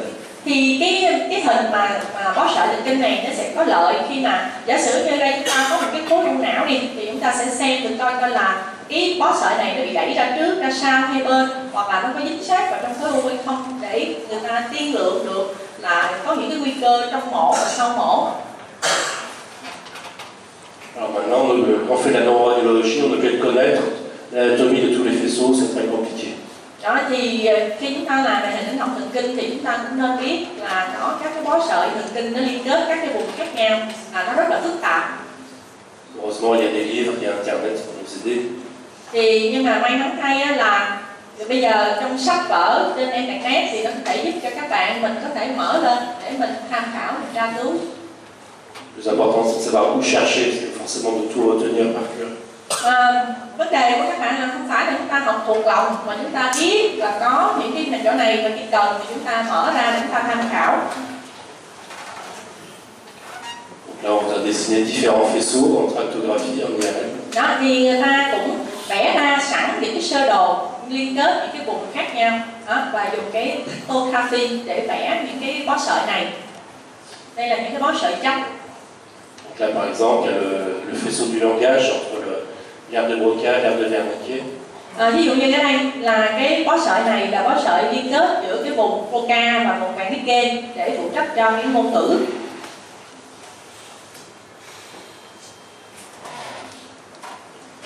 Là, par exemple, c'est les voies visuelles. Đây là cái đường thị giác.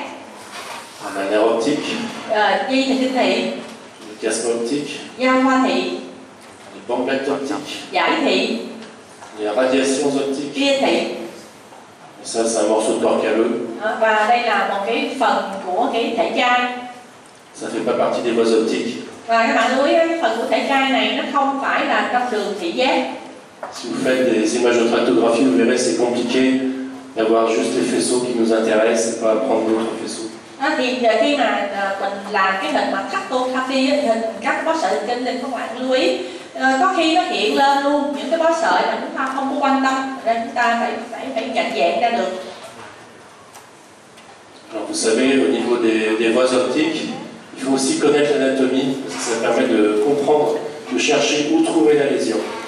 Các bạn thấy đó là trên cái đường thị giác á, thì chúng ta cần phải biết các cái bó sợi nó đi như thế nào, thì theo cái lâm sàng và cộng với cái hiểu biết về giải phẫu thì chúng ta sẽ tìm được trên hình ảnh học cái vị trí mà thương tổn gây ra cái triệu chứng lâm sàng đó. Si vous avez une lésion d'un nerf optique, par exemple à cause d'un AIT, une cécité transitoire, donc la lésion du nerf optique doit donner une cécité qui va toucher la vision d'un seul œil. Ví dụ như bây giờ chúng ta bị một cái thương tổn mà của dây thần kinh thị một bên, thì trên lâm sàng cái biểu hiện của nó sẽ là mù ở một mắt. Vous savez que les fibres nerveuses qui viennent de la rétine, il y en a une partie qui reste du même côté et une partie qui va croiser au niveau du chiasme optique, qui va changer de côté. Các bạn lưu ý ha, thì ở đây ví dụ như ở cái phần võng mạc thì các bạn thấy là có một bên là màu đỏ, một bên màu xanh, thì cái phần mà ở bên cái phần mà cái trường mũi này đó, thì nó màu đỏ đây, rồi nó sẽ có một phần là nó đi phía về bên này, còn có một phần đó là nó sẽ bắt kéo đó, thành ra mình sẽ phải để ý. Quand vous avez une tumeur de l'hypophyse, ça va comprimer le chiasme optique Ví dụ như là chúng ta có một cái thương tổn ở giao thoa thị, ví dụ một cái thương tổn gì đó ở vùng yên, nó sẽ chèn ép vào trong giao thoa thị. Le trouble visuel, ce sera une hémorragie bitemporale, vous ne pourrez pas voir sur les côtés. Đó, thì như vậy thì trường hợp đó chúng ta sẽ bị gọi là bán quanh thái dương hai bên, tức là những cái gì mà ở phía ngoài, ở hai bên chúng ta không thấy được. Si vous avez une lésion ici, des radiations optiques, vous aurez une hémianopsie latérale homonyme. Còn ví dụ như ở đây chúng ta bị thương tổn ở cái vùng chẩm này thì chúng ta thấy là cái phần mà sợi màu đỏ, ở đây có một phần sợi màu đỏ, phần sợi màu đỏ. Thì nếu bị thương tổn ở đây, chúng ta trên lâm sàng chúng ta gọi là bán manh đồng danh. Chaque œil ne verra que la moitié de ce qu'il devrait voir. Đó, như vậy thì không phải là nghĩa là ở mỗi một cái con mắt vậy đó thì nó sẽ có một cái phần phía bên ngoài và cái phần bên trong. Quand vous avez une lésion ici, occipitale, vous ne pourrez pas voir comme ça et vous ne pourrez pas voir de ce côté. Des deux côtés comme ça, vous ne pourrez pas voir. Đó thì như vậy thì nếu mà chúng ta bị cái thương tổn chỗ này thì chúng ta nghĩa là cái hình đó chúng ta chỉ thấy được có phân nửa của cái hình thôi. Donc le clinicien, il vous dit qu'il y a une hémianopsie bitemporale par exemple. Il vous dit pas ce qu'il cherche, c'est à vous de savoir que c'est l'hypophyse. Trên thực tế lâm sàng thì bác sĩ lâm sàng họ sẽ ghi cái gì cho bệnh trên cái yêu cầu. Ví dụ họ chỉ nói bệnh nhân này là bị bán manh thái dương hai bên, chứ họ không nói là đi kiếm cái gì. Đó, mà khi mình thấy bác sĩ lâm sàng ghi là bán manh thái dương hai bên thì bắt buộc mình phải đi tìm thương tổn ở giao thoa thị ở vùng yên. Si vous dites c'est une hémianopsie latérale homonyme, vous cherchez une lésion occipitale. Còn nếu mà ví dụ như bác sĩ lâm sàng ghi trên phiếu yêu cầu ghi là bệnh nhân bị bán manh đồng danh, đó, thì mình sẽ phải đi tìm thương tổn ở phía thùy chẩm. On va finir l'anatomie avec les vaisseaux, les territoires artériels. Chúng ta sẽ nghĩa là kết thúc cái phần giải phẫu này và trước khi đó thì chúng ta sẽ nói về cái giải phẫu của mạch máu và các vùng phân bố của mạch máu. Commencer par les artères. Chúng ta sẽ bắt đầu bằng các cái động mạch. Les artères qui sont destinées au cerveau, elles naissent de la crosse aortique. Các cái mạch máu mà để nuôi cho não thì nó sẽ xuất phát từ quai động mạch chủ. Après, normalement, il y a 3 artères qui naissent, on n'en voit que 2, mais normalement, il y en a 3. Xuất phát từ các cái quai động mạch chủ này thì để nuôi cho não chúng ta có 3 cái thân, trên hình này thì chúng ta thấy có 2 thôi. Première, c'est le tronc artériel brachiocéphalique. Đầu tiên hết là chúng ta có thân động mạch cánh tay đầu. Le tronc artériel brachiocéphalique il va se diviser en deux, il va donner l'artère sous-clavière droite et l'artère carotide primitive droite. Động mạch thân cánh tay đầu nó sẽ chia ra thành động mạch dưới đòn và động mạch cẳng chung. La carotide primitive elle va se diviser en carotide interne et en carotide externe. Động mạch cẳng chung sau đó nó lại chia đôi ra là động mạch cẳng trong và động mạch cẳng ngoài. Est-ce que vous savez reconnaître la carotide interne et la carotide externe? Các bạn có thể phân biệt được đâu là động mạch cẳng trong, đâu là động mạch cẳng ngoài không? La carotide interne elle ne donne pas de branche au niveau du cou. Động mạch cẳng trong thì không có cái nhánh bên ở vùng cổ. La carotide externe elle donne des branches au niveau du cou. Trong khi đó thì động mạch cẳng ngoài thì cho ra các nhánh ở vùng cổ. Et la carotide interne elle est un peu élargie au début, c'est le bulbe carotidien. Cái động mạch cẳng trong á, thì cái khúc đầu của nó hơi rộng hơn một chút, chúng ta gọi là cái hành cảnh. Okay. Le TABC donne la sous-clavière droite et la carotide primitive droite. Như vậy nhắc lại, quay động mạch chủ, thân động mạch cánh tay đầu, động mạch dưới đòn, động mạch cẳng chung bên phải. Après, normalement, il y a une carotide primitive gauche et puis séparément une artère sous-clavière gauche. Trong khi đó thì cái động mạch cẳng chung ở bên trái thì nó xuất phát trực tiếp từ cái quai động mạch chủ, và xa ra một chút xíu nữa thì chúng ta sẽ có cái động mạch dưới đòn ở bên trái, nó cũng xuất phát từ quai động mạch chủ. La carotide primitive gauche, comme à droite, elle va donner la carotide interne et la carotide externe. Tương tự như bên phải thì động mạch cẳng chung bên trái, sau đó thì sẽ có động mạch cẳng trong bên trái và động mạch cẳng ngoài bên trái. Chaque sous-clavière donne une artère vertébrale. Mỗi cái động mạch dưới đòn, mỗi cái động mạch dưới đòn này nó sẽ cho động mạch đốt sống. L'artère vertébrale, c'est la première artère qui naît de l'artère sous-clavière. Động mạch đốt sống là động mạch đầu tiên xuất phát từ động mạch dưới đầu. Les deux artères vertébrales, elles vont passer dans les trous transversaires des vertèbres, sur les côtés des vertèbres cervicales. Những cái động mạch đốt sống ở hai bên này nó sẽ đi vào trong lỗ mõm ngang của các cái đốt sống cổ. Elles vont rentrer dans le trou occipital et elles vont se réunir pour donner le tronc basilaire. Sau đó thì cái động mạch đốt sống này nó sẽ chui vào trong lỗ chẩm và nó hợp lại với nhau, nó tạo thành động mạch thân nền. Les carotides externes, elles donnent surtout des branches destinées aux muscles, à la peau. Ça reste surtout en dehors de la tête.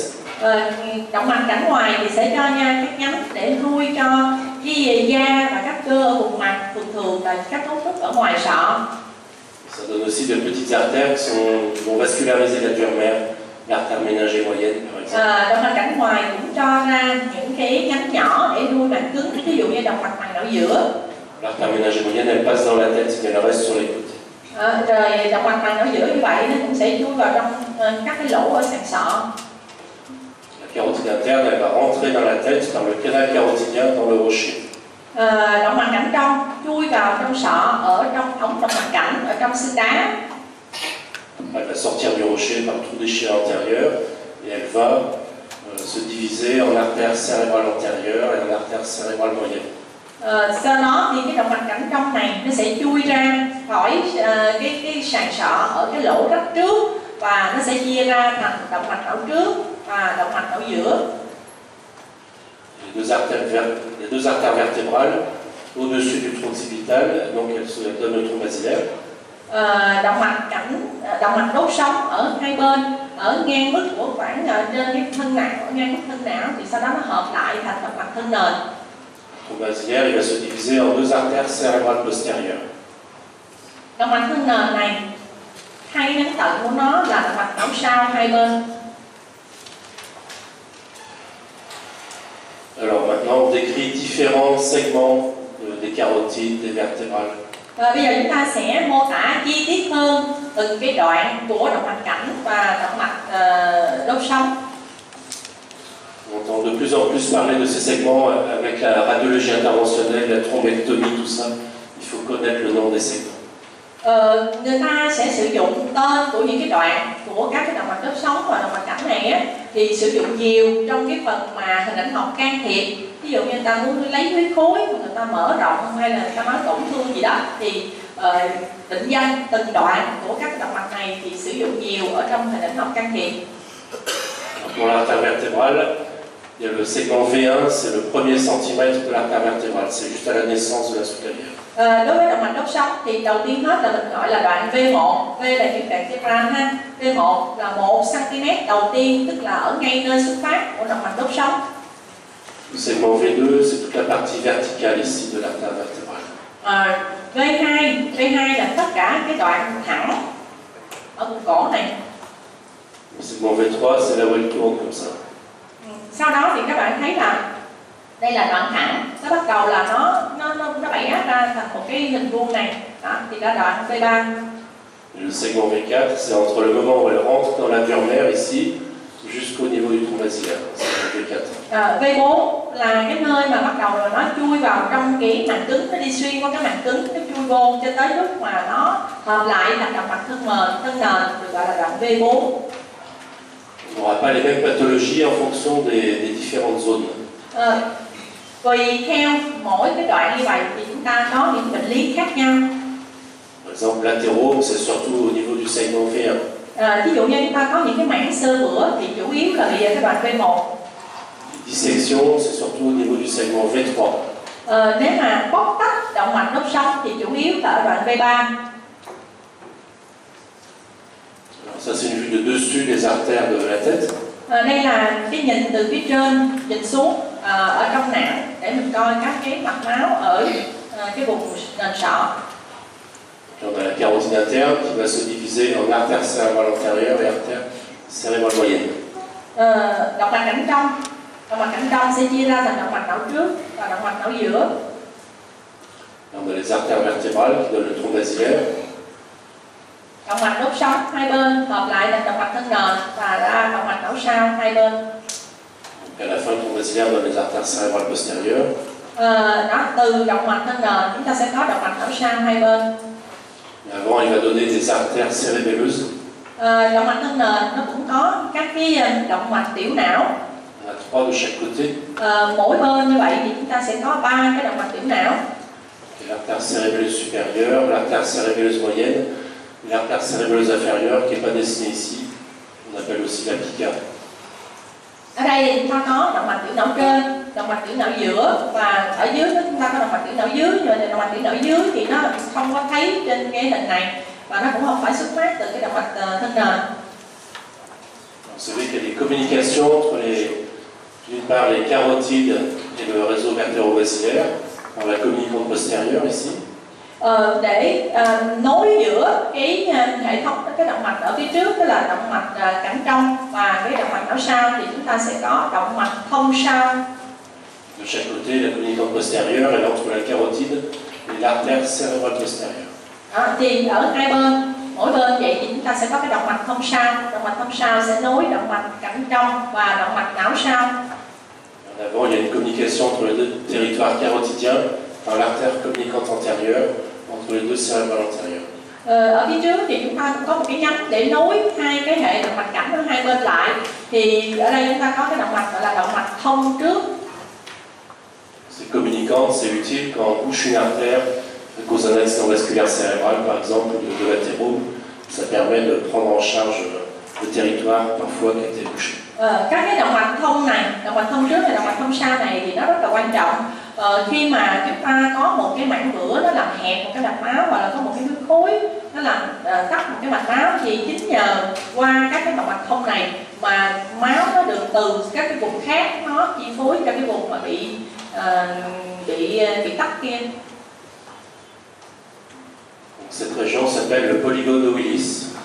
Vùng này được gọi là Diac Willis. L'anatomie elle est variable, il y a des gens qui ont polygone de Willis en entier, parfois il manque une communicante d'un côté et de l'autre. Thì các cái dạng khác nhau của cái Diac Willis này thì nó rất là thay đổi. Có người thì cái Diac Willis này nó đầy đủ hết các cái nhánh như thế này, nhưng mà có người thì thiếu một cái nhánh này, thiếu một cái nhánh kia. Parfois il manque ce segment de la partie initiale de l'artère cérébrale antérieure, le segment A1 ici. Có người thì ở đây chúng ta thấy là từ động mạch cảnh, từ động mạch cảnh trong mình sẽ có động mạch não giữa, động mạch não trước. Thì cái đoạn đầu của cái động mạch não trước này mình gọi là đoạn A1. A là anterior là trước đó, thì cái đoạn này gọi là đoạn A1. Có người không có cái đoạn A1 này. Parfois il manque la communicante antérieure ou la communicante postérieure. Có người không có cái động mạch thông trước, có người không có cái động mạch thông sau. Parfois il manque le début de l'artère cérébrale postérieure, le segment P1. Có người thì ví dụ như ở đây mình thấy động mạch não sau, thì cái đoạn đầu tiên từ động mạch thân nền đến tới động mạch thông sau này gọi là đoạn P1, thì có người không có cái đoạn P1.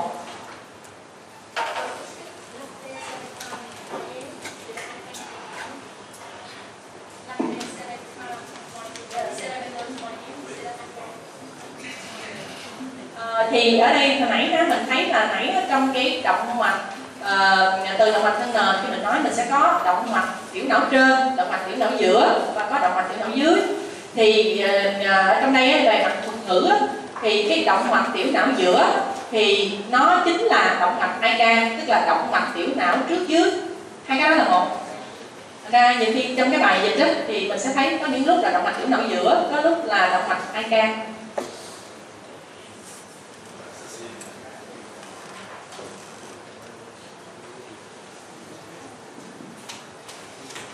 Là on a les différents segments des artères dans la tête. Bây giờ chúng ta sẽ xem các cái đoạn khác nhau của các cái động mạch mà cái phần ở trong não. On en entend beaucoup parler, il faut bien connaître ça si vous faites de la thrombectomie pour les accidents.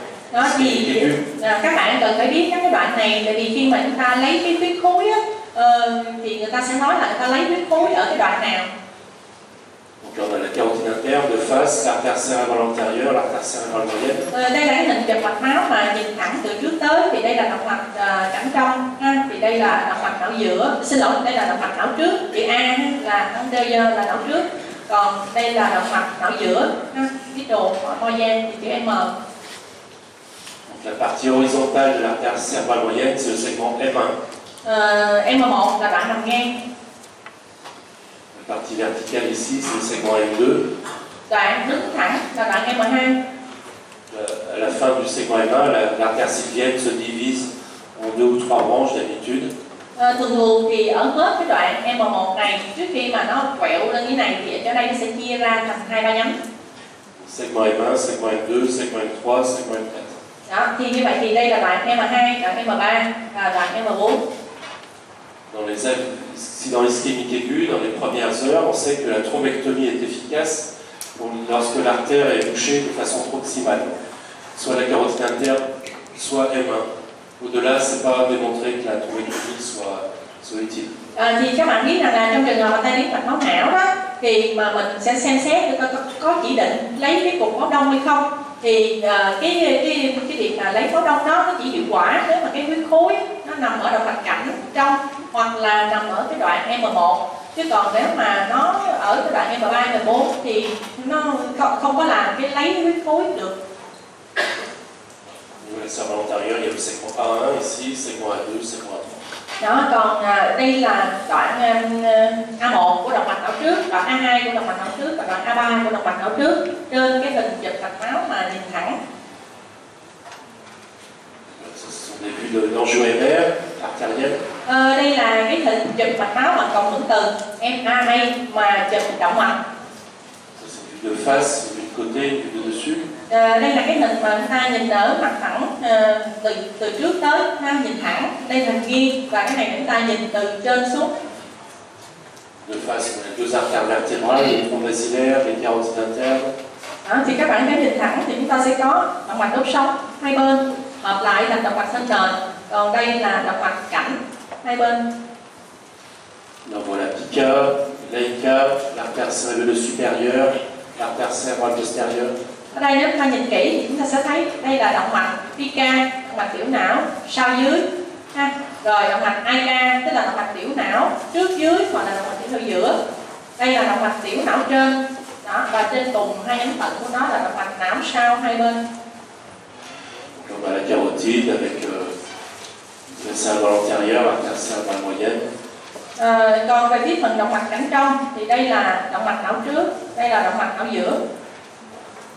La carotide elle donne aussi une branche destinée à l'artère ophtalmique qui naît par ici.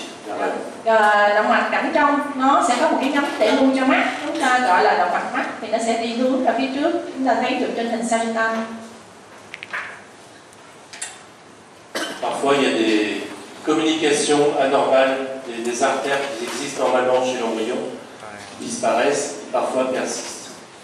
Thỉnh thoảng thì chúng ta có một cái số cái gọi là nó hơi như là dị dạng những cái biến thể của giải phẫu, tức là nó còn tồn tại những cái động mạch trong phôi thai. Une seule qui est un peu fréquente, c'est l'artère trigéminée.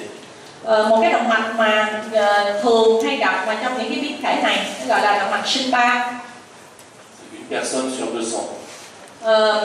200 người thì có một người còn tồn tại cái động mạch sinh ba này. C'est une artère entre la carotide et le tronc basilaire. Đây là cái động mạch thông nối giữa cái động mạch thân nền và cái động mạch cảnh trong. Les autres sont beaucoup plus rares. Các cái động mạch ở bên dưới thì ít gặp hơn. Chaque artère vascularise une zone particulière du cerveau. Mỗi cái động mạch như vậy thì nó sẽ chi phối một cái vùng đặc biệt của não. Vous devez bien connaître les différents territoires artériels. Các bạn cũng cần phải hiểu rõ cái ranh giới của các cái vùng này. L'artère cérébrale antérieure en bleu, elle vascularise la face interne des hémisphères cérébraux. Động mạch não trước thì đây ta thấy cái màu tím thì các bạn thấy là động mạch não trước nó chi phối chánh là mặt trong của não. Ça va très loin en arrière, c'est les 4/5 antérieurs, ça va presque jusqu'au niveau du lobe occipital. Ở mặt trong của não ha, mặt trong của não thì cái phần ở mặt trong của não này nó đi ra phía sau rất là nhiều, và cái phần của động mạch não trước là nó chiếm 4/5 cái mặt trong của não. L'artère cérébrale postérieure, elle vascularise le lobe occipitaux, puis la face interne et la temporale. Cái phần còn lại là ở đây màu xanh lá này là vùng chi phối của động mạch não sau, nó sẽ chi phối cho mặt trong của tùy chẩm và cái mặt dưới của cái tùy thái dương. L'artère cérébrale moyenne, elle a le territoire le plus large, vascularise la plus grande partie là, de l'hémisphère cérébral. Cái động mạch não giữa hình tam giác này là nó chi phối cái phần rộng nhất của não. Dans le territoire cérébral moyen, le territoire sylvien, on distingue le territoire sylvien superficiel et sylvien profond. Đối với cái động mạch não giữa hay còn gọi là động mạch sylvien thì người ta sẽ chia ra hai phần là động mạch não giữa nông và động mạch não giữa sâu. Le territoire sylvien profond, c'est les noyaux bicentraux et la capsule interne. Động mạch phần vùng chi phối của động mạch não giữa mà sâu thì nó sẽ chi phối cho cái nhân đuôi, nhân bèo, nhân đậu và cái phần bao trong. Le territoire sylvien superficiel, c'est surtout le cortex, la substance blanche sous le cortex. Cái phần mà gọi là vùng chi phối của động mạch não giữa nông là nó phần chi phối cho cái phần vỏ não và cái chất trắng ở dưới vỏ. Ça, ce sont des images de perfusion, on en reparlera tout à l'heure, qui montrent un AVC dans le territoire sylvien droit. Đây cái hình này gọi là hình CT tưới máu não. Lát nữa thì trong cái phần kế tiếp chúng ta sẽ nói kỹ hơn. Thì trên cái hình này để cho thấy là một cái thiếu máu nuôi của vùng chi phối của động mạch não giữa nông. Vous savez, quand une artère se bouge, pendant les premières heures, on ne voit pas grand-chose sur le scanner sans injection. Khi mà có một cái tai biến mạch máu não, một cái mạch máu nó bị tắc trong những cái giờ đầu tiên á, thì trên cái hình CT có khi chúng ta không có thấy được gì nhiều. Au bout de plusieurs heures, la zone qui est ischémiée va devenir hypodense. Vài giờ sau thì cái vùng não bị thiếu máu nuôi nó sẽ giảm đậm độ trên hình CT. C'est important de faire le diagnostic précocement parce que le traitement il marche seulement dans les premières heures, après c'est plus efficace. Và cái việc mà nhận ra phải chẩn đoán được cái tai biến mạch máu nuôi sớm đó, nó rất quan trọng, tại vì cái việc mà điều trị sớm thì nó có hiệu quả. Si on fait une injection de bruit de contraste, on peut voir où il circule bien et où il circule mal. Chúng ta sẽ tiêm thuốc cản quang vào trong mạch máu để xem thử coi là cái mạch máu này nó còn lưu thông tốt hay không. On peut faire deux sortes de séquences. On peut faire un enjeu scanner pour voir les grosses artères où elles sont touchées. Chúng ta sẽ làm hai cái thì. Một cái thì thứ nhất là một cái thì để xem các cái động mạch lớn, tự coi các cái động mạch lớn nó có thông hay không. Et on peut faire une séquence de perfusion qui ne va pas montrer les grosses artères, mais qui va montrer la circulation au niveau des tout petits vaisseaux, des capillaires. Và chúng ta cũng có thể làm tiếp một cái thì khác đó là cái tưới máu nuôi. Thì chúng ta sẽ không thấy các cái thân động mạch lớn mà chúng ta thấy là các cái mạch máu nhỏ, các cái phần mao mạch. Chez ce malade, on voit que le sang ne circule pas bien sur la séquence de perfusion dans la majeure partie du territoire sylvien. Thì ở đây chúng ta thấy là cái máu như cụ thể trên cái bệnh nhân này thì vẫn còn thấy cái máu nó còn lưu thông được trong cái vùng chi phối của động mạch não giữa. Selon la sévérité du taux de perfusion, on sait que là où c'est rouge, c'est déjà mort, et là où c'est vert, ça ne circule pas bien, mais c'est encore vivant, on peut sauver la zone verte. Thì ví dụ như trên cái hình tưới máu nuôi này, ở trên cái hình này ấy, cái gì màu đỏ đó là cái mô não là đã chết rồi, còn cái màu xanh lá là cái mô não nó vẫn còn sống. Đó thì tùy theo cái mức độ là cái phần chết với lại cái phần mà nó còn sống đó, nó lớn hay nó nhỏ thì người ta sẽ quyết định là người ta can thiệp để người ta cứu cái phần mà còn sống. Parfois, quand on bouche une artère, c'est pas tout le territoire qui est atteint. Parfois, il y a juste une partie qui va souffrir. Thì khi mà một cái mạch máu nó bị tắc, không phải toàn bộ vùng chi phối của nó là cái mô não bị chết hết, mà nhiều khi chỉ có một phần nhỏ trong cái vùng chi phối của cái động mạch bị tắc đó mới bị thương tổn mà thôi. Communication entre le territoire sylvien et les artères cérébrales antérieures ou les artères cérébrales postérieures. Lý do là tại vì nó vẫn còn có cái bàn hệ thông nối giữa vùng chi phối của động mạch não giữa với vùng chi phối của động mạch não trước chẳng hạn, hoặc là vùng chi phối của động mạch não giữa với động mạch não sau. On peut avoir des bonnes collatérales ou des mauvaises collatérales. Deux personnes qui bougent la même artère, ils auront des AVC de taille différente. Thì chúng ta cũng cần phải biết rằng là cái bàn hệ giữa các cái nhánh mạch máu đó có tốt hay không. Đó thì tại vì tùy theo cái bàn hệ đó mà ví dụ như cũng là tắc một cái động mạch hết, nhưng mà một cái người mà có cái bàn hệ tốt thì cái vùng thương tổn nó sẽ nhỏ hơn là một cái người mà có bàn hệ không tốt. Rồi các bạn thấy ổn không? Cái này mình thấy được không? On arrête là pour l'anatomie, vous avez des questions? Các bạn có câu hỏi gì không? Các bạn có câu hỏi gì mình cứ hỏi.